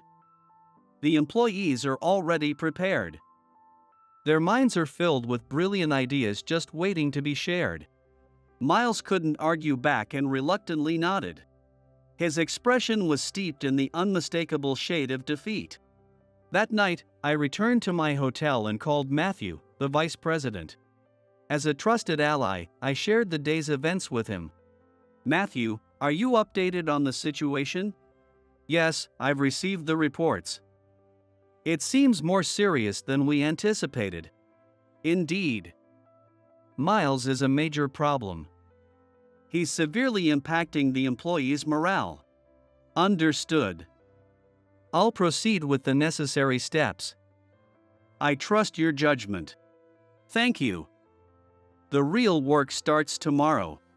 After hanging up the phone, I gazed out the window. The Tokyo night skyline stretched before me. This city holds infinite possibilities. It's the outdated mindset of people like Miles that hinders progress. I vowed to change it. With that resolve, I began preparing for the next day. The next morning, I arrived at the office earlier than usual. Many employees had already arrived, their faces tense with anticipation. Yet, in their eyes, there was a glimmer of hope. Good morning, everyone. Today is the idea presentation day. I'm looking forward to it. The employees' faces brightened. Amid this, Miles appeared. His expression was even darker than yesterday. Mr. Irvin, such sudden changes are bound to disrupt operations. Miles, there's no need to worry. This is a crucial part of our work too. Miles wore a dissatisfied look but didn't dare to argue further. In the meeting room, employees gathered. At first, they were nervous, but as the presentations progressed, the energy in the room began to grow. Henry's presentation, in particular, was a highlight. And with this new service, we can increase customer satisfaction by 30% while attracting new clients. As Henry concluded his presentation, the room erupted in applause. I nodded in satisfaction. Excellent proposal, Henry. Let's form a project team right away. Miles started to speak, but I ignored him and called on the next presenter. His era was coming to an end. It seemed Miles himself could sense it. By the time the presentation session concluded, the meeting room was filled with energy. The employees' eyes were shining. It was as if their long-suppressed talents had finally been unleashed all at once. Thank you, everyone, for your outstanding proposals. To bring these ideas to life, we'll establish project teams. And I turned to Miles. His face had turned pale. I'd like Miles to oversee the progress of these projects. But, Mr. Irvin, I have other important. Miles, is there anything more important than this? Miles fell silent, visibly shaken. His grip on power was slipping away, and it was plain for all to see. Everyone, this is the beginning of a new challenge. Let's work together to achieve it. Cheers erupted from the employees. Miles alone remained sullen, his expression bitter. His era was coming to an end, and a new breeze was beginning to blow. That evening, I called Matthew again. It was the final check for tomorrow's board meeting. Matthew, everything is ready, correct? Yes, everything is in place. The board will make the official decision tomorrow. Good. The real battle begins now. After hanging up, I gazed out the window. The future of the Japanese branch was about to change dramatically. Miles, your time is over. With that thought, I resumed my preparations for the next day. I wondered what impact this reform would have on the company. How would it change the lives of the employees? The thought filled me with a sense of purpose and excitement. I will turn this company into a place where every employee can work with pride. No matter the obstacles, I will overcome them. Everything will be decided at tomorrow's board meeting. I took a deep breath, renewing my determination for the day ahead. Miles's behavior worsened with each passing day. After the idea presentation session, he began openly expressing his dissatisfaction. One morning, during the daily assembly, Miles suddenly stood up. Everyone, I'd like to address the current situation. Employees exchanged uneasy glances. I furrowed my brows. Mr. Irvin's new policies are overly idealistic. Get real. We don't have time for fantasies. Miles, that's. Be quiet, Mr. Irvin. Today, I'm speaking. I held my tongue. This was a chance for everyone to see Miles's true colors. In the past month, sales have dropped by 20%. Why? Because we've been wasting time on pointless ideas. Murmurs of discontent rippled through the employees. What we need are immediate solutions. Therefore, I propose this: starting tomorrow, everyone's salary will be cut by 30%. The room buzzed with murmurs. Anger and anxiety were evident on the faces of the employees. That's impossible. We can't live on that. If you can't survive, then quit. There are plenty of replacements out there. I clenched my fists. My patience had reached its limit. Miles, that's going too far. Mr. Irvin, you no longer have the authority to make decisions. I've secured majority support in the board. Your word holds no weight anymore. For a moment, I was at a loss for words. I was surprised at how far Miles had gone with his schemes. But I quickly regained my composure. Everyone, please stay calm. Everything Miles has said is a lie. Oh? Then show me proof. Gladly. Let's take a look. I took out my phone and played a recording. The audio revealed Miles pressuring a client to intentionally reduce their orders. Miles's face turned pale. Miles, you've been manipulating this company for your own gain, disregarding the well-being of the employees. Such behavior is unforgivable. Angry voices rose from the employees. No, that's not what happened. Are you still going to deny it? I also have evidence of the slush funds you've been creating for the past 5 years. Miles collapsed to his knees, defeated. Miles, you're terminated, effective immediately. The authorities will be informed. Security personnel arrived and escorted him out. After he left, a heavy silence fell over the room. Everyone, I'm deeply sorry for allowing things to reach this point. I bowed deeply. Suddenly, applause broke out. Thank you, Mr. Irvin. Thank you for standing up for us. The employees' faces showed relief and gratitude. Everyone, thank you. But the real challenge starts now. Let's rebuild this company together. Everyone nodded firmly. That afternoon, I convened an emergency board meeting. Everyone, I apologize for what happened. It was a failure of oversight on my part. One of the board members spoke up. No, Mr. Irvin. On the contrary, you helped us avoid a major crisis. That's right. It was thanks to your foresight that Miles's recklessness was stopped. Thank you. Now, let's discuss the measures we'll take moving forward. The meeting lasted 3 hours. By the end, we had decided on 3 key initiatives. The first was to enhance internal communication. We would create a more open workplace where employees' voices are heard. The second was the full launch of the new business development team. Centered around Henry's idea, we would start innovative projects. The third was to improve employee benefits. We would reevaluate the salary structure and enhance welfare programs. These initiatives were expected to invigorate the entire company. After the meeting, I called Matthew. Matthew, everything went well. I'm glad to hear that. Miles's actions were shocking. I didn't think he'd go that far. Yes, but now the company can move in the right direction. I trust you, Mr. Irvin. Keep up the good work. After hanging up, I looked out the window. The city bathed in the sunset was breathtaking. Just then, there was a knock at the door. Come in. It was Mary who stepped in. Excuse me, Mr. Irvin. I've compiled everyone's questions about the new system starting tomorrow. Ah, perfect timing. Let's go through them together. We worked late into the night. I was impressed by Mary's sincerity and sharp insights. Mary, I'd like to appoint you as the head of HR. Mary's eyes widened in surprise. Are you sure about me? Yes. You're more than capable, and you understand the voices of the employees. Tears welled up in her eyes. Thank you. I'll do my best. I nodded with satisfaction. The future of this company looked bright.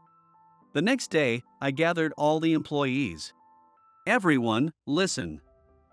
I apologize for yesterday's incident. However, this marks a new beginning for our company. The employee's eyes were serious. First of all, there will be no salary cuts. In fact, we're implementing a base salary increase for all employees. Cheers erupted from the crowd. Next, we're fully launching the new business development team. Henry will lead it. Henry looked surprised but nodded confidently. Lastly, I'm appointing Mary as the new head of HR. Mary bowed shyly.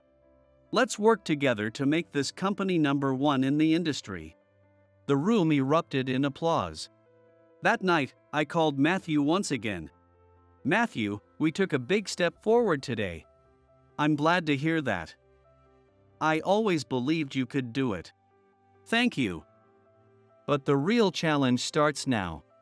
I'm here to support you. If you need anything, don't hesitate to reach out. After hanging up, I took a deep breath. The city lights sparkled outside the window. A new challenge begins tomorrow. There will be difficulties. But I have dependable allies. I will make this company a place everyone can be proud of. I sat at my desk and began drafting a new management policy. A workplace that utilizes the talents of every employee and promotes open communication. A company that delivers even better services to our customers. This transformation will illuminate the company's future. Laying down my pen, I smiled with satisfaction. The real battle starts now. But I was certain it would work out. I had no doubt about it. The day after Miles's schemes were exposed, I headed to the office early. Today would be the day everything changes. As I stepped off the elevator, many employees were already at their desks. When they saw me, they gave nervous nods of acknowledgement. I smiled warmly in return. Good morning. Let's make today a great day. Their expressions softened slightly. On my way to the meeting room, Mary hurried over. Good morning, Mr. Irvin. Here are the materials for today's emergency board meeting. Thank you, Mary. You've prepared well. As I reviewed the documents, Miles appeared. Remembering the events of yesterday's assembly, I braced myself. Good morning, Mr. Irvin. I'm looking forward to today's board meeting. Sensing something behind his smile, I heightened my vigilance. Yes, so am I. Entering the meeting room, I saw that the other board members were already present. I took the chairman's seat and began the meeting. Let's start the emergency board meeting. Suddenly, Miles stood up. Excuse me. I have an important proposal to make first. I frowned. What's he plotting this time? Yesterday, I had a private meeting with Mr. Yates, the president of Yates Trading, one of our key partners.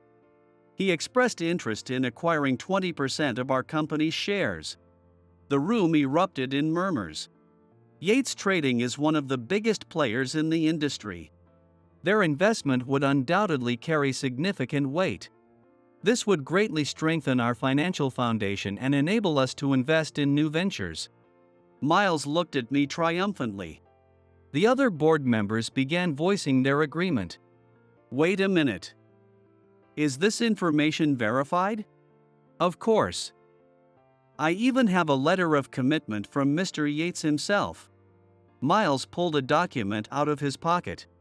I took the document from Miles and skimmed through it. It was indeed a letter of commitment signed by Mr. Yates of Yates Trading. However, why wasn't such an important matter reported earlier? I apologize. Things were moving quickly. At Mr. Yates's request, we were proceeding confidentially. I felt uneasy. The proposal was certainly enticing. But something didn't sit right. What is Miles really aiming for? Just then, Mary burst into the meeting room. Excuse me, there's an urgent call from Yates Trading Secretary's office. I picked up the receiver. This is Neil speaking. As I listened to the voice on the other end, my expression shifted. Miles's face turned pale. Understood. Thank you. Hanging up, I turned to Miles with a stern gaze. Miles, care to explain why Mr. Yates claims to know nothing about this deal? Miles's face went ashen. This letter of commitment, it's forged, isn't it? The room fell silent. Miles was speechless, collapsing into his chair. Everyone, this is Miles's true nature. He tried to throw the company into turmoil with false reports. Furthermore, his statements during yesterday's assembly were all lies as well. The other board members glared at Miles in anger. In fact, I'd been investigating Miles's misconduct for some time now.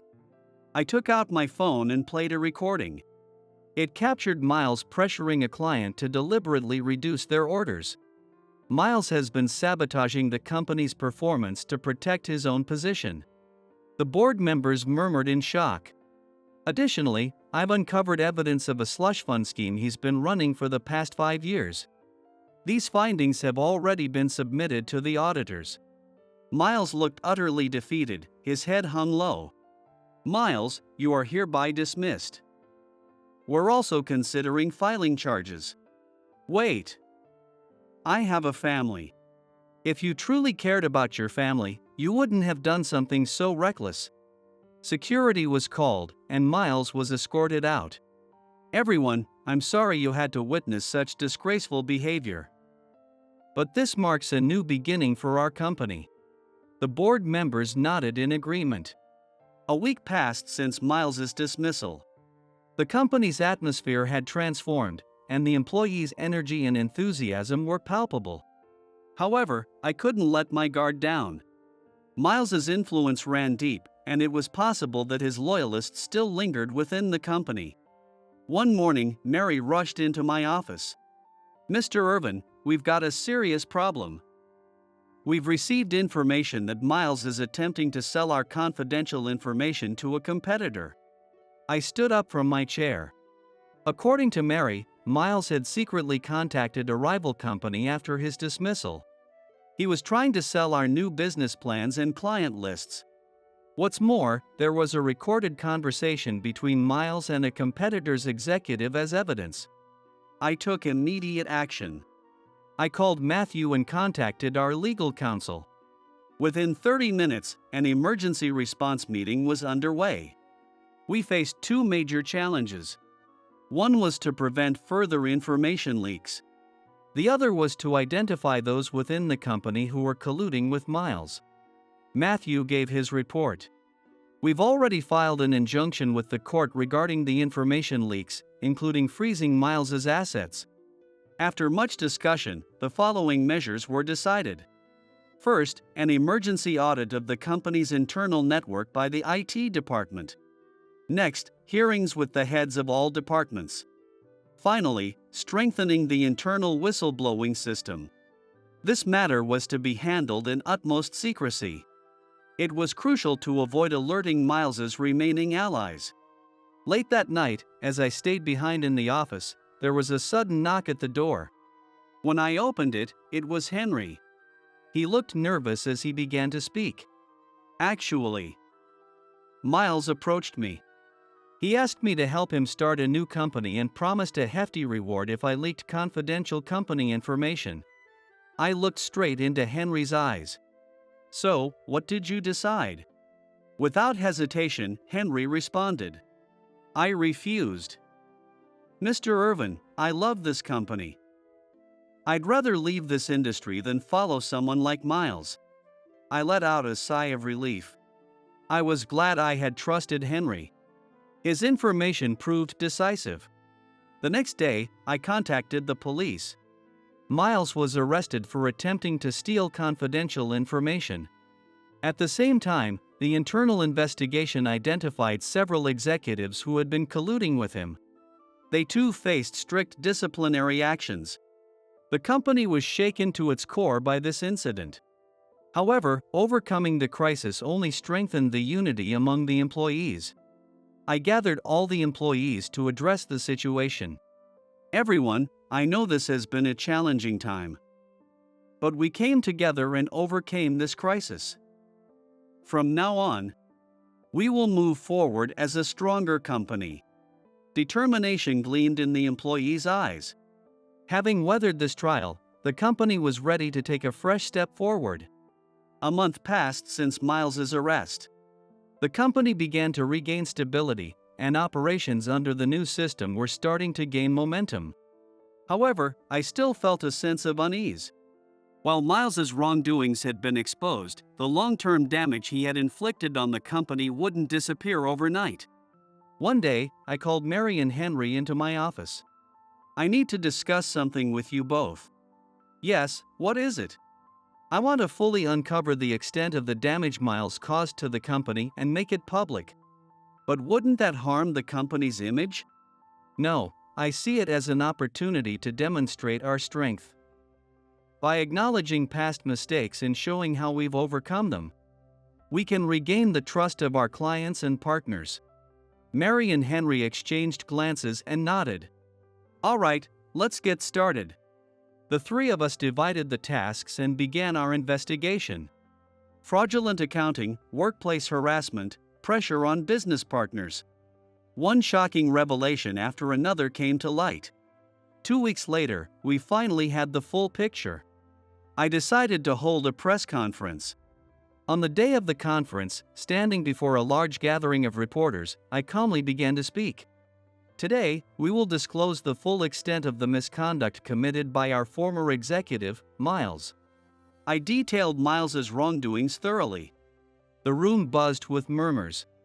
These actions have caused approximately $50 million in damages to the company and forced many talented employees to leave. The reporters' pens raced across their notebooks. However, we deeply reflect on this situation and view it as a new starting point. Specifically, we will implement the following measures. I explained the new internal control systems, employee mental health care programs, and efforts to build fair relationships with business partners. Finally, I turned to the cameras and declared firmly, "We will learn from past mistakes and be reborn as a stronger, more honest company. We will regain the trust we have lost." After the press conference, the company received an overwhelming response. Many people praised our sincere handling of the situation. Then, a week after the press conference, something unexpected happened. Miles sent a letter from the detention center. "To Mr. Irvin and all employees, I deeply regret my foolishness and sincerely apologize for the trouble I caused to the company and its staff. Mr. Irvin's courageous actions have deeply moved me. Please rebuild the company and give me a chance to atone for my sins." Reading the letter stirred complex emotions in me. However, I felt it marked a turning point. "Everyone, this is a letter from Miles." I shared the contents of the letter with the employees. "While his actions cannot be forgiven, we must look forward and move on. Let's use this experience to build a stronger company." The employees nodded resolutely. Their eyes shone with renewed determination. A month later, our company launched a new project. It was an employment support program for former offenders. The initiative garnered widespread attention both inside and outside the company. Many other businesses expressed their support and offered to collaborate. The media prominently covered our efforts. Overcoming past mistakes. A new challenge in corporate social responsibility. That headline graced the front page of the newspaper. 6 months after the project began, the first hires joined our company. Their eyes sparkled with determination and hope for a fresh start in life. And then, 1 year after the project began, the long-awaited day finally arrived. It was the day Miles would be released from prison. I waited outside the prison gates with Mary. When Miles emerged, his face was filled with surprise, confusion, and deep gratitude. "Mr. Irvin, I never thought you'd come. I promised, didn't I? To give you another chance." Tears welled up in Miles's eyes. "Truly. I'm so sorry. And thank you. Miles, we can't change the past. But we can shape the future. Let's build a new future together." Miles bowed deeply. That afternoon, I took Miles to the office. As we entered, the employees lined up to welcome him. Miles stood frozen in surprise. "Everyone, please give Miles a warm welcome." The atmosphere was tense at first, but Henry stepped forward. "Miles, welcome back. Let's work hard together." Henry extended his hand, and Miles, with tears streaming down his face, grasped it firmly. Seeing this, the other employees began to approach Miles one by one, shaking his hand in support. I watched the scene from a short distance away.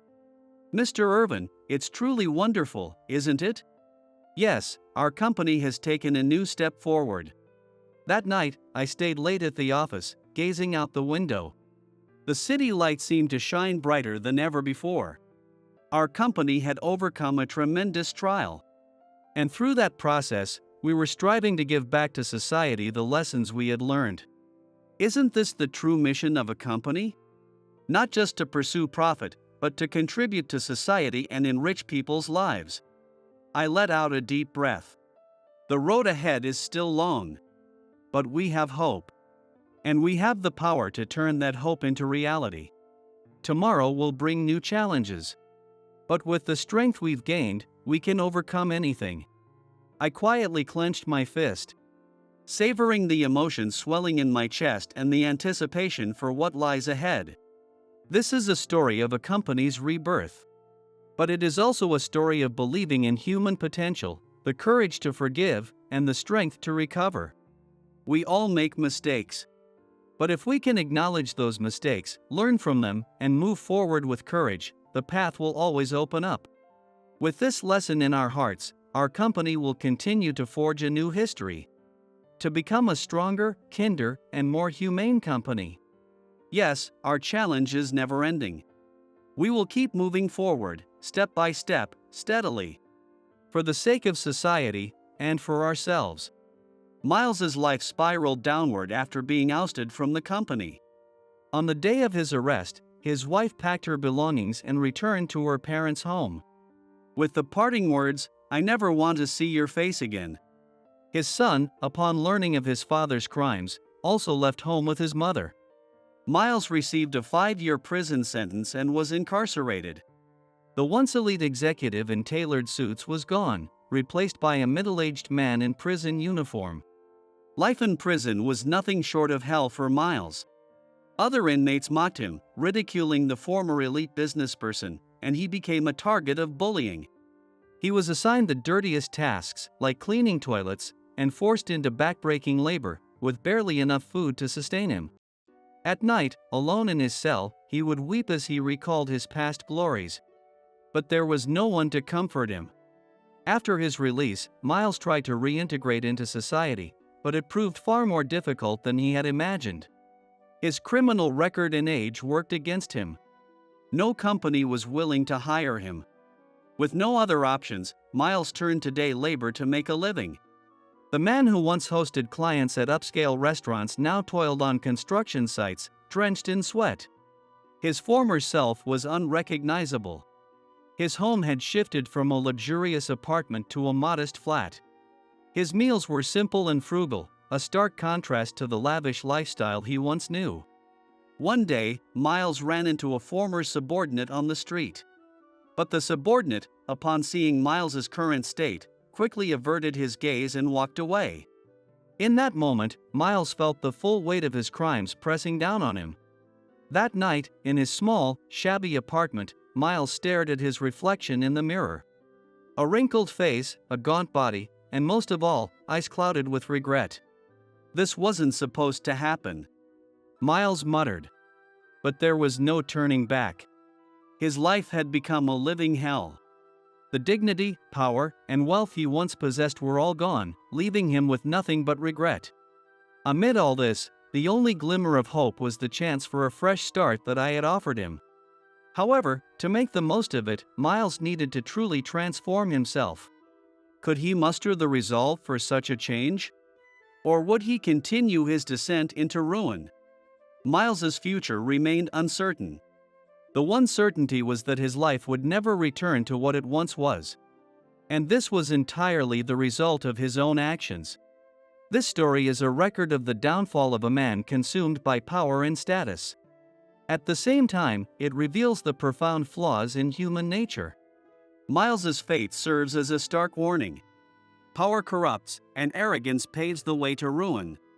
And it reminds us just how difficult it is to regain trust once it has been lost.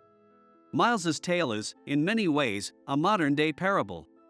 A cautionary story about the consequences of succumbing to greed and losing one's moral compass. It offers valuable lessons for all of us. Miles's story is not yet over.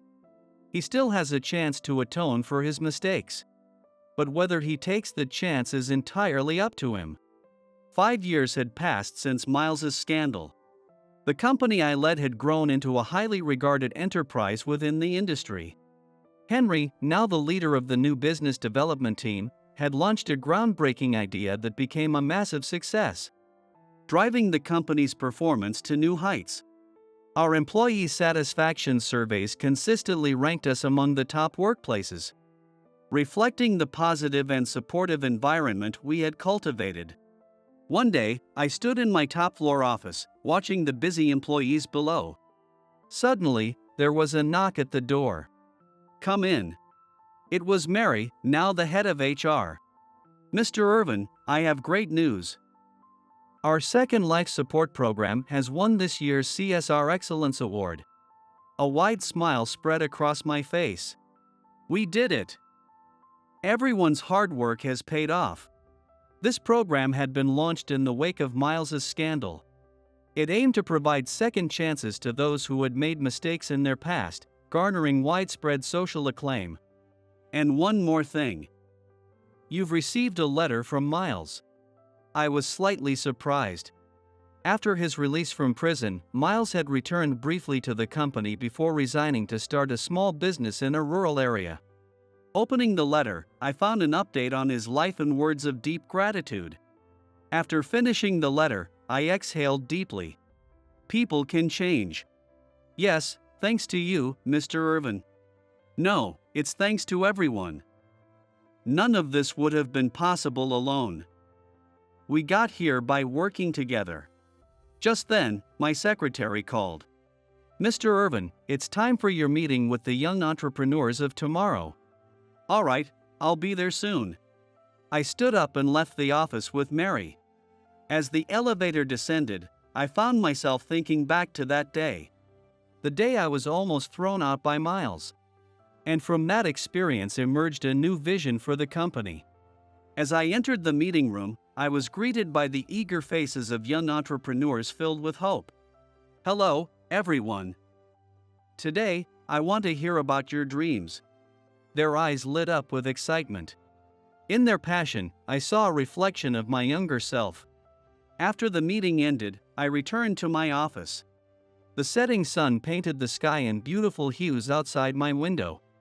I let out a deep sigh. Then, I pulled a photo from my desk drawer. It was a picture from the early days of the company. There I was, younger and full of ambition, standing next to Miles. "Life really is fascinating," I murmured.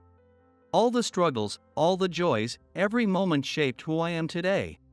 At that moment, my phone rang. Looking at the screen, I saw it was my wife. "Hello? What's up? Don't tell me you've forgotten. It's our daughter's birthday today." I slapped my forehead in realization. I had been so absorbed in work that I'd almost forgotten an important promise.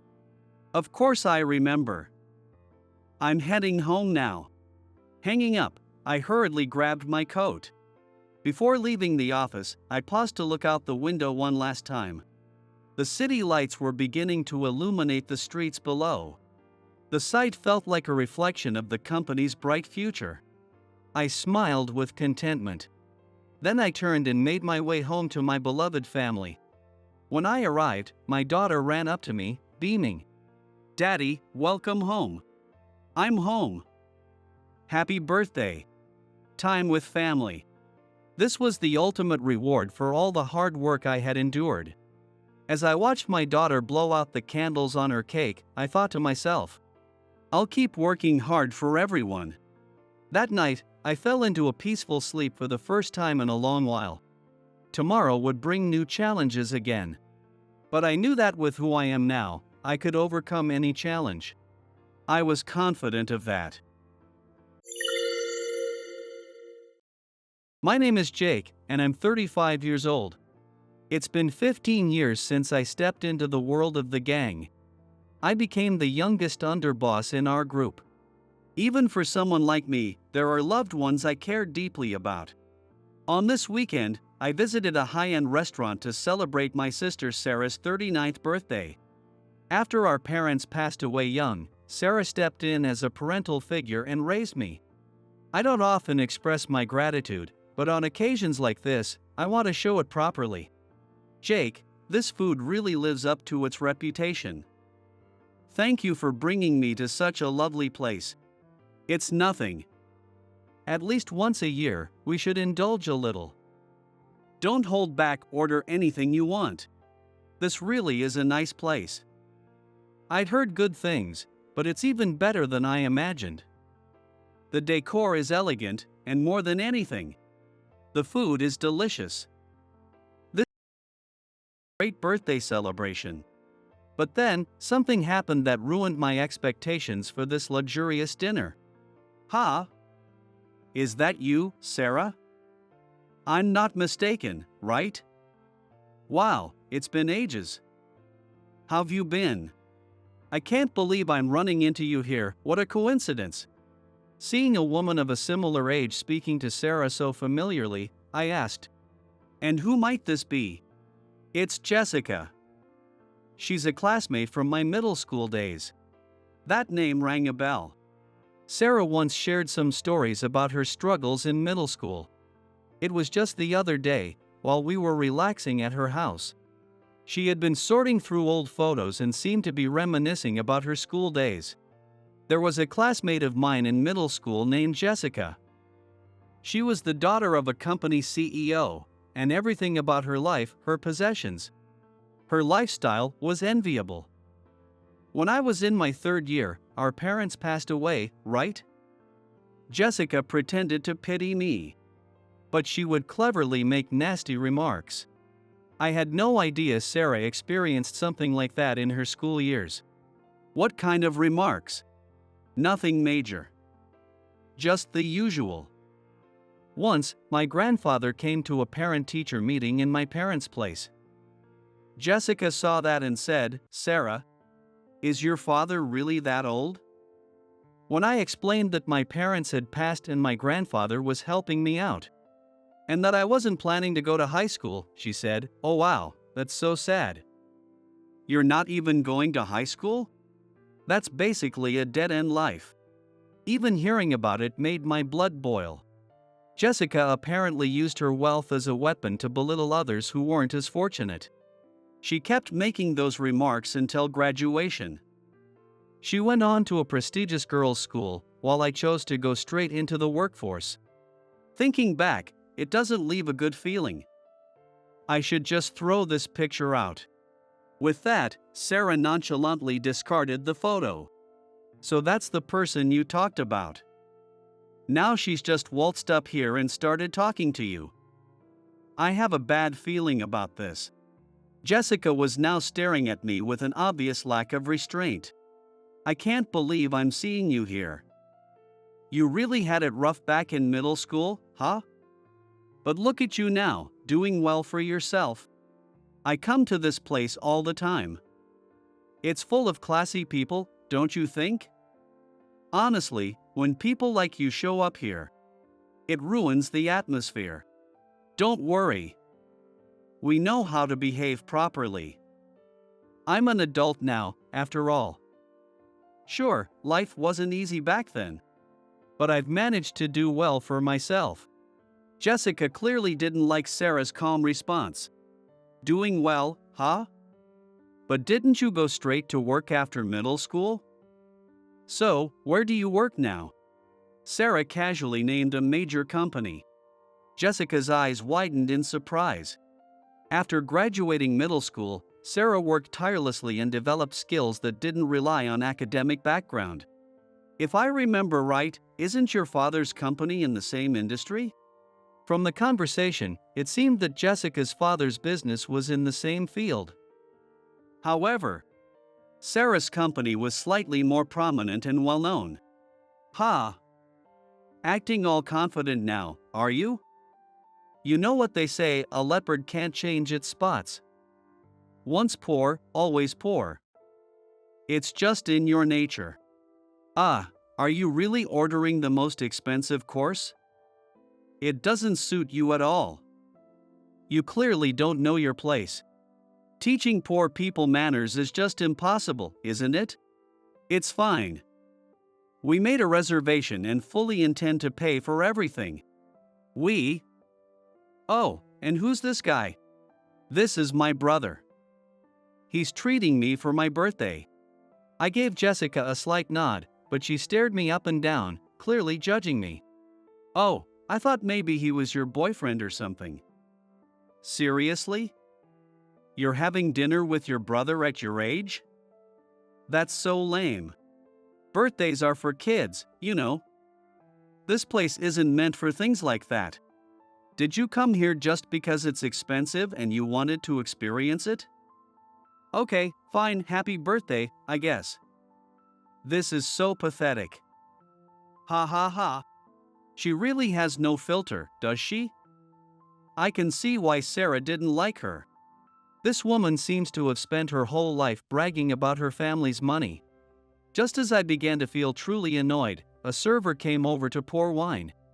With graceful movements befitting such an upscale restaurant, they filled our glasses with the finest wine. For a moment, the atmosphere felt refreshed, as if we were starting over. Well, hopefully even Jessica will take the hint and leave now.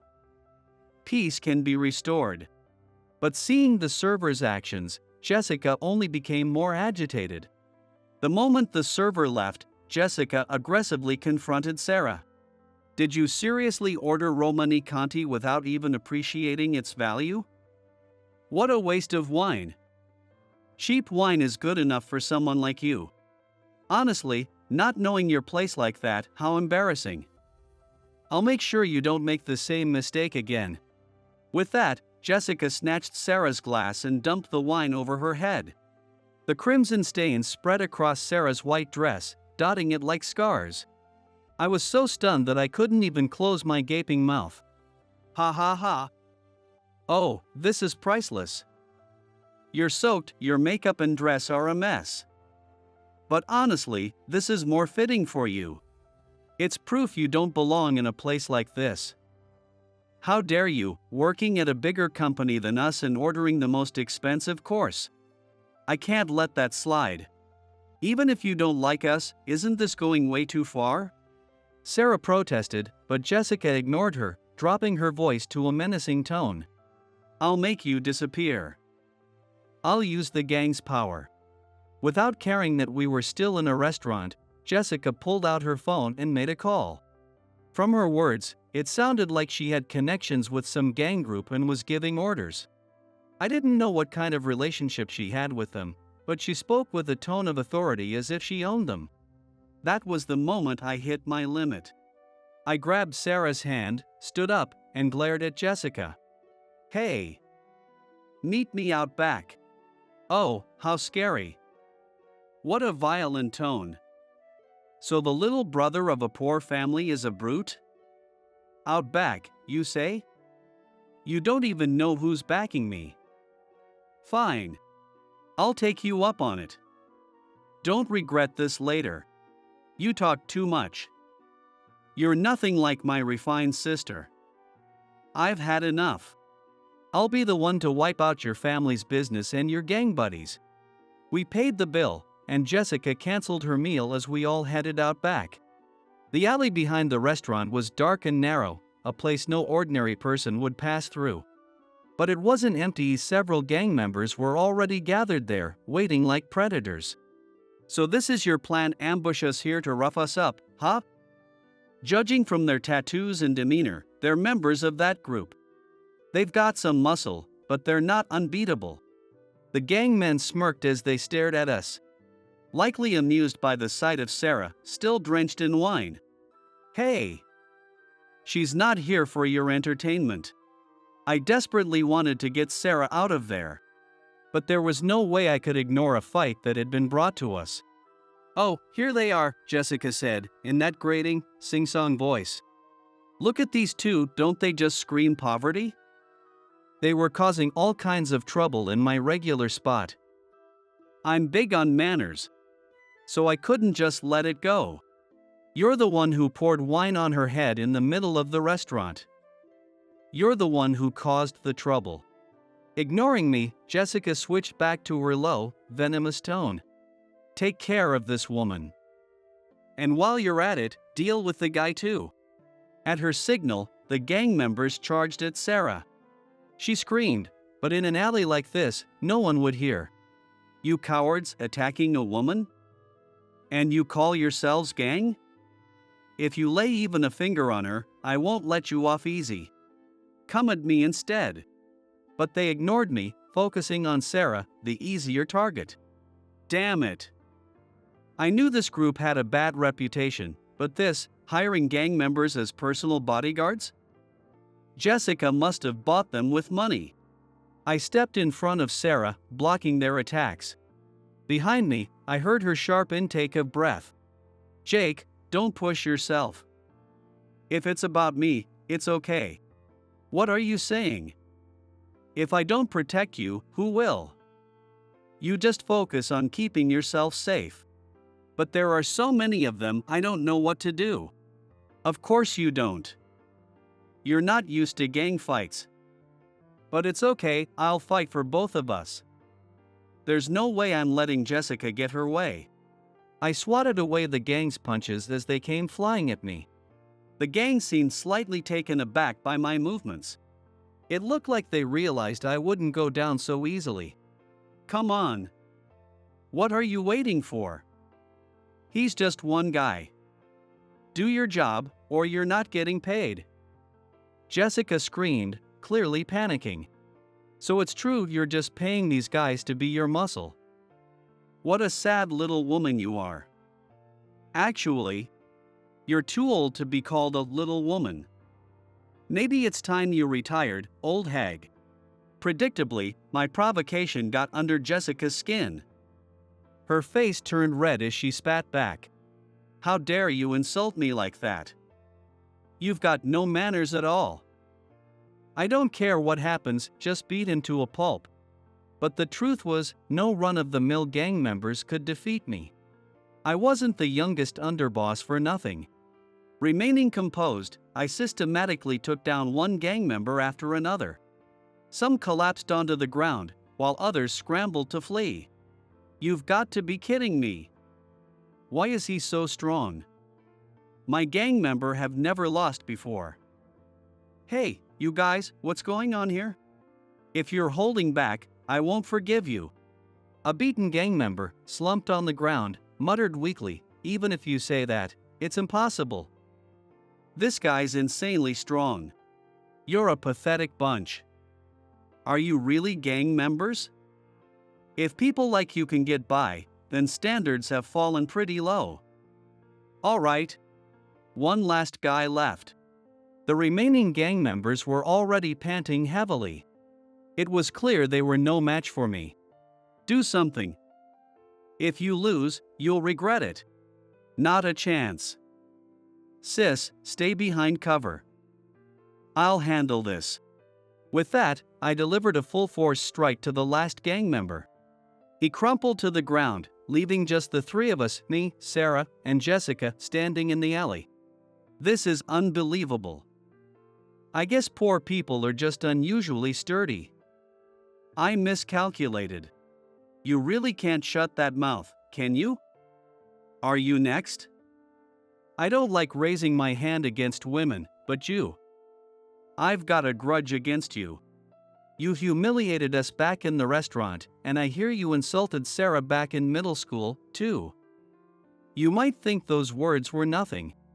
But the people you said them to haven't forgotten. Fear flickered across Jessica's face as I loomed closer. Fine. I'll let you off this time. But if I catch you causing trouble in my territory again, you'll regret it. I'm not generous enough to let you off twice. Behind her, the injured gang members scattered, limping or running away.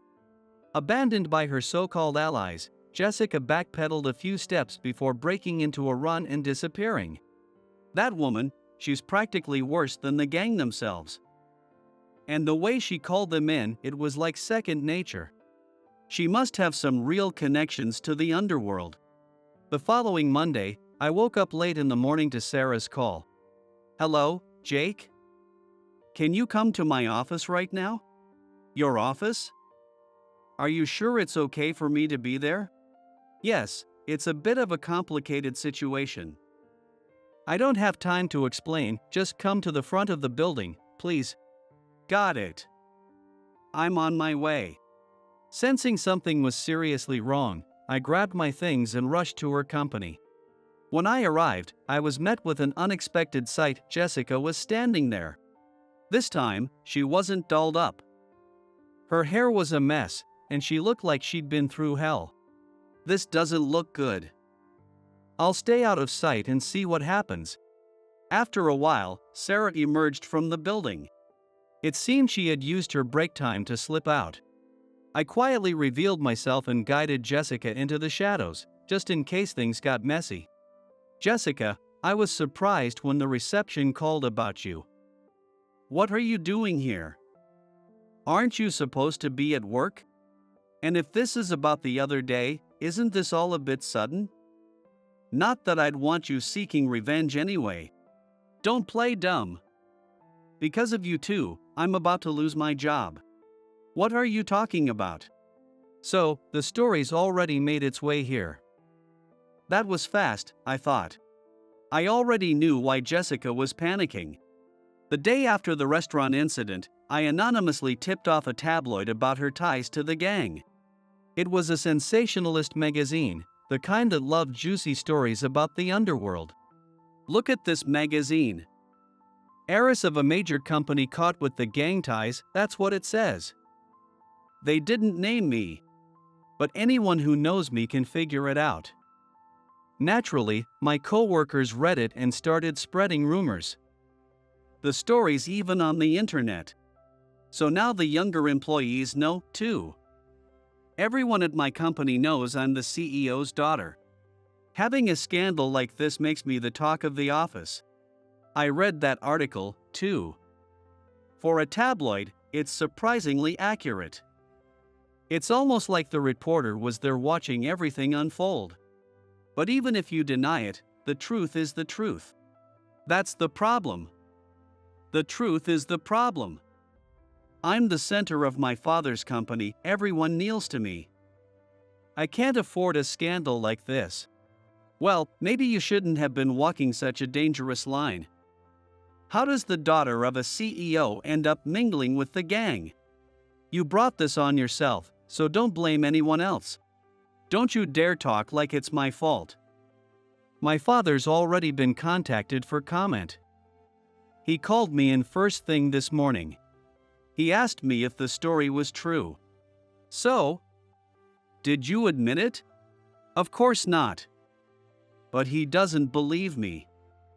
He said this isn't a small issue, he might fire me. Everything I've worked for will be gone. And even worse, he said that depending on how this plays out, he'd cut ties with me entirely. What am I supposed to do now? This is all your fault for leaking that information. The moment Jessica screamed, she lunged at Sarah. Her wild, reckless movements showed no regard for limits. At this rate, Sarah was in real danger. I grabbed Jessica's raised arm without hesitation, stopping her cold. "Ow. Let go of me. What are you doing?" That's my line. Attacking Sarah over a news article? Talk about misplaced anger. You can't stand not getting your way, can you? A spoiled princess who grew up thinking everything would go her way, and when it doesn't, you call on the gang. People like you make me sick. What did you say? How dare you? Unlike you, who've been pampered without lifting a finger, Sarah has lived her life overcoming hardship and rising above her circumstances. I won't let you lay a single finger on her. Don't be ridiculous. I won't let some poor nobodies ruin my career. Jessica thrashed wildly, trying to break free from my grip, flailing her arms and legs like a child throwing a tantrum. Feeling uneasy at her bizarre behavior, Sarah instinctively stepped back a few paces. Hey, are you running away? Coward. You're scared of me, aren't you? That's why you're stooping to such underhanded tricks.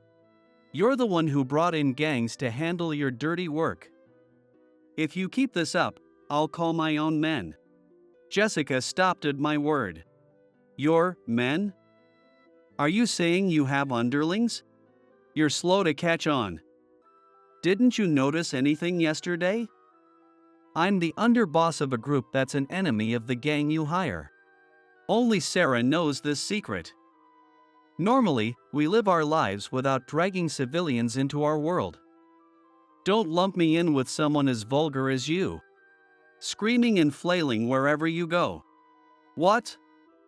Sarah's brother is an underboss of a gang? Well, that doesn't mean you can just do whatever you want.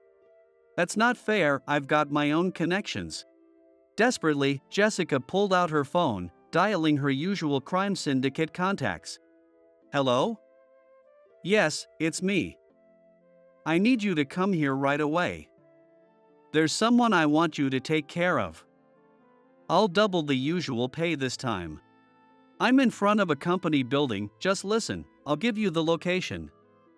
Wait, what? You're not coming? Then triple. I'll pay triple. What? Why not? Don't hang up, hello? Hello? Despite offering more money, the call was abruptly cut off. Jessica stared at her phone in disbelief, her voice trembling. What am I going to do? It seems the tabloid article has reached the gang, too.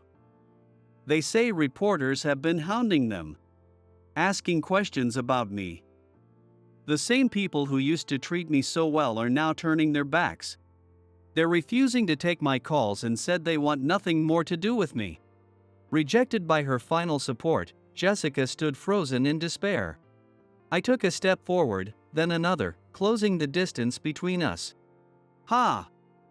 What a sight! Did you really think gang help for free? They're more sensitive to profit and loss than anyone else. You've been cut loose, Jessica. Tough luck. Jessica's expression twisted with fear. Stop, please. Don't come any closer. At that moment, the rumble of an engine echoed through the narrow alley. A sleek, black luxury car approached, barely squeezing into the confined space. What's this? Who would drive all the way here? And they don't look like ordinary civilians either. The car came to a stop, and an older man stepped out with deliberate, commanding movements. He glanced around before speaking in a deep, calm voice. Is there someone here named Jessica? Yes. That's me. I see. I'm the boss of a certain group. It seems you've been looking after some of my men lately. So, you're the boss of the gang I always call. Yes, that's correct. I happened to overhear your call just now and decided to come. What's going on here? Why would a group leader embroiled in media coverage personally come to this place? Does he actually intend to help Jessica? Thank you. Please, these people are the bad ones, take care of them for me. But the boss's expression darkened as he turned to Jessica, stepping closer with each word. The panic on Jessica's face deepened. Wait, what? Why are you coming toward me? The ones you need to deal with are them. No. I've read that article, too. You're the one in the wrong here. And thanks to you, my group's reputation has taken a nosedive. We're overwhelmed trying to clean up the mess you caused. Did you really think I'd let that slide? I'll warn you, I have a short temper. The boss locked eyes with Jessica, his voice dropping to a low, menacing tone. Though he appeared calm on the surface, his presence was overwhelmingly intimidating. So, the boss's real target is Jessica. Perfect. I'll lend him a hand. The two of us, me and the boss, closed in on Jessica, trapping her between us. Without the combat skills or survival instincts of someone familiar with the underworld, Jessica had nowhere to run. Boss, we're victims of this mess, too. Like you, I believe Jessica needs to be taught a lesson. I'll assist you however I can. Is that so? I appreciate it. And just like that, Jessica was caught.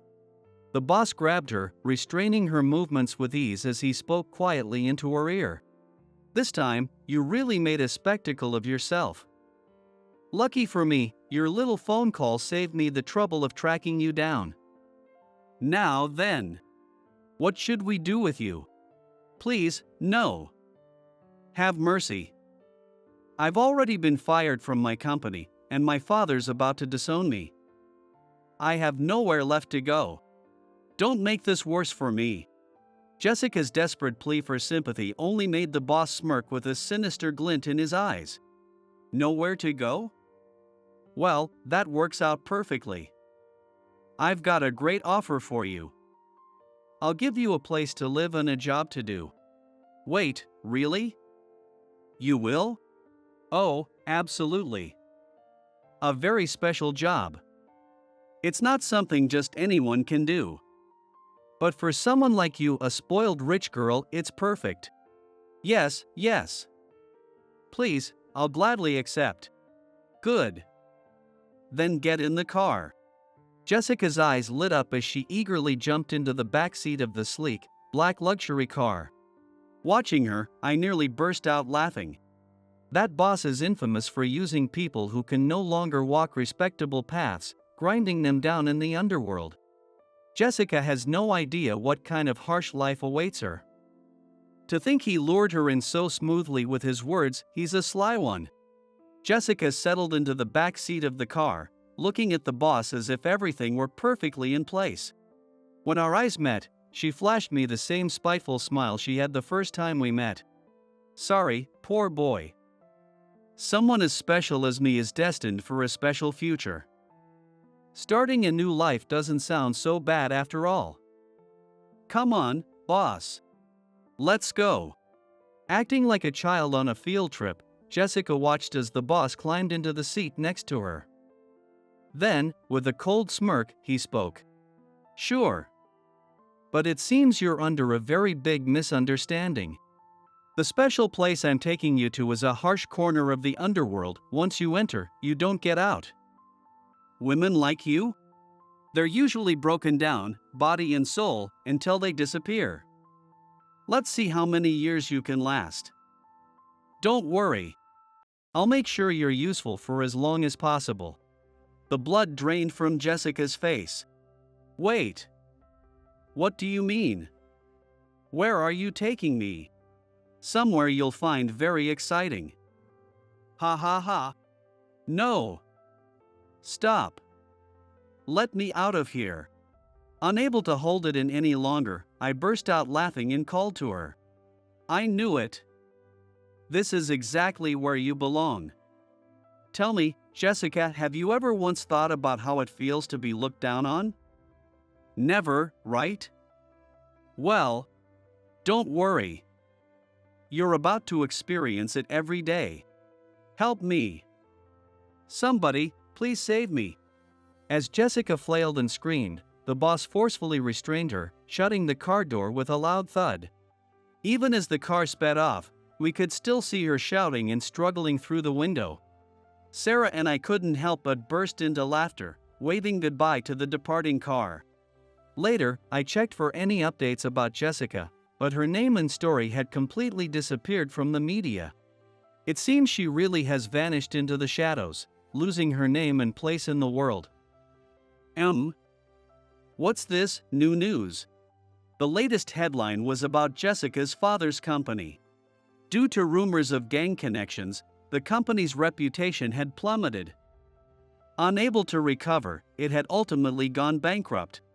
The tabloids reported that the company's collapse was a result of poor crisis management, leaving it beyond repair. With one rival gone, Sarah's company was thriving more than ever. Today, I brought Sarah to a casual bar, the kind of place where we could truly relax. In front of us were simple homemade-style appetizers and frosty mugs of beer. After all the chaos last time, let's drink properly tonight. Thanks, Jake. That other place was nice, but I felt a little on edge. I think a place like this suits me better. I'm glad to hear that. Here, this is for you.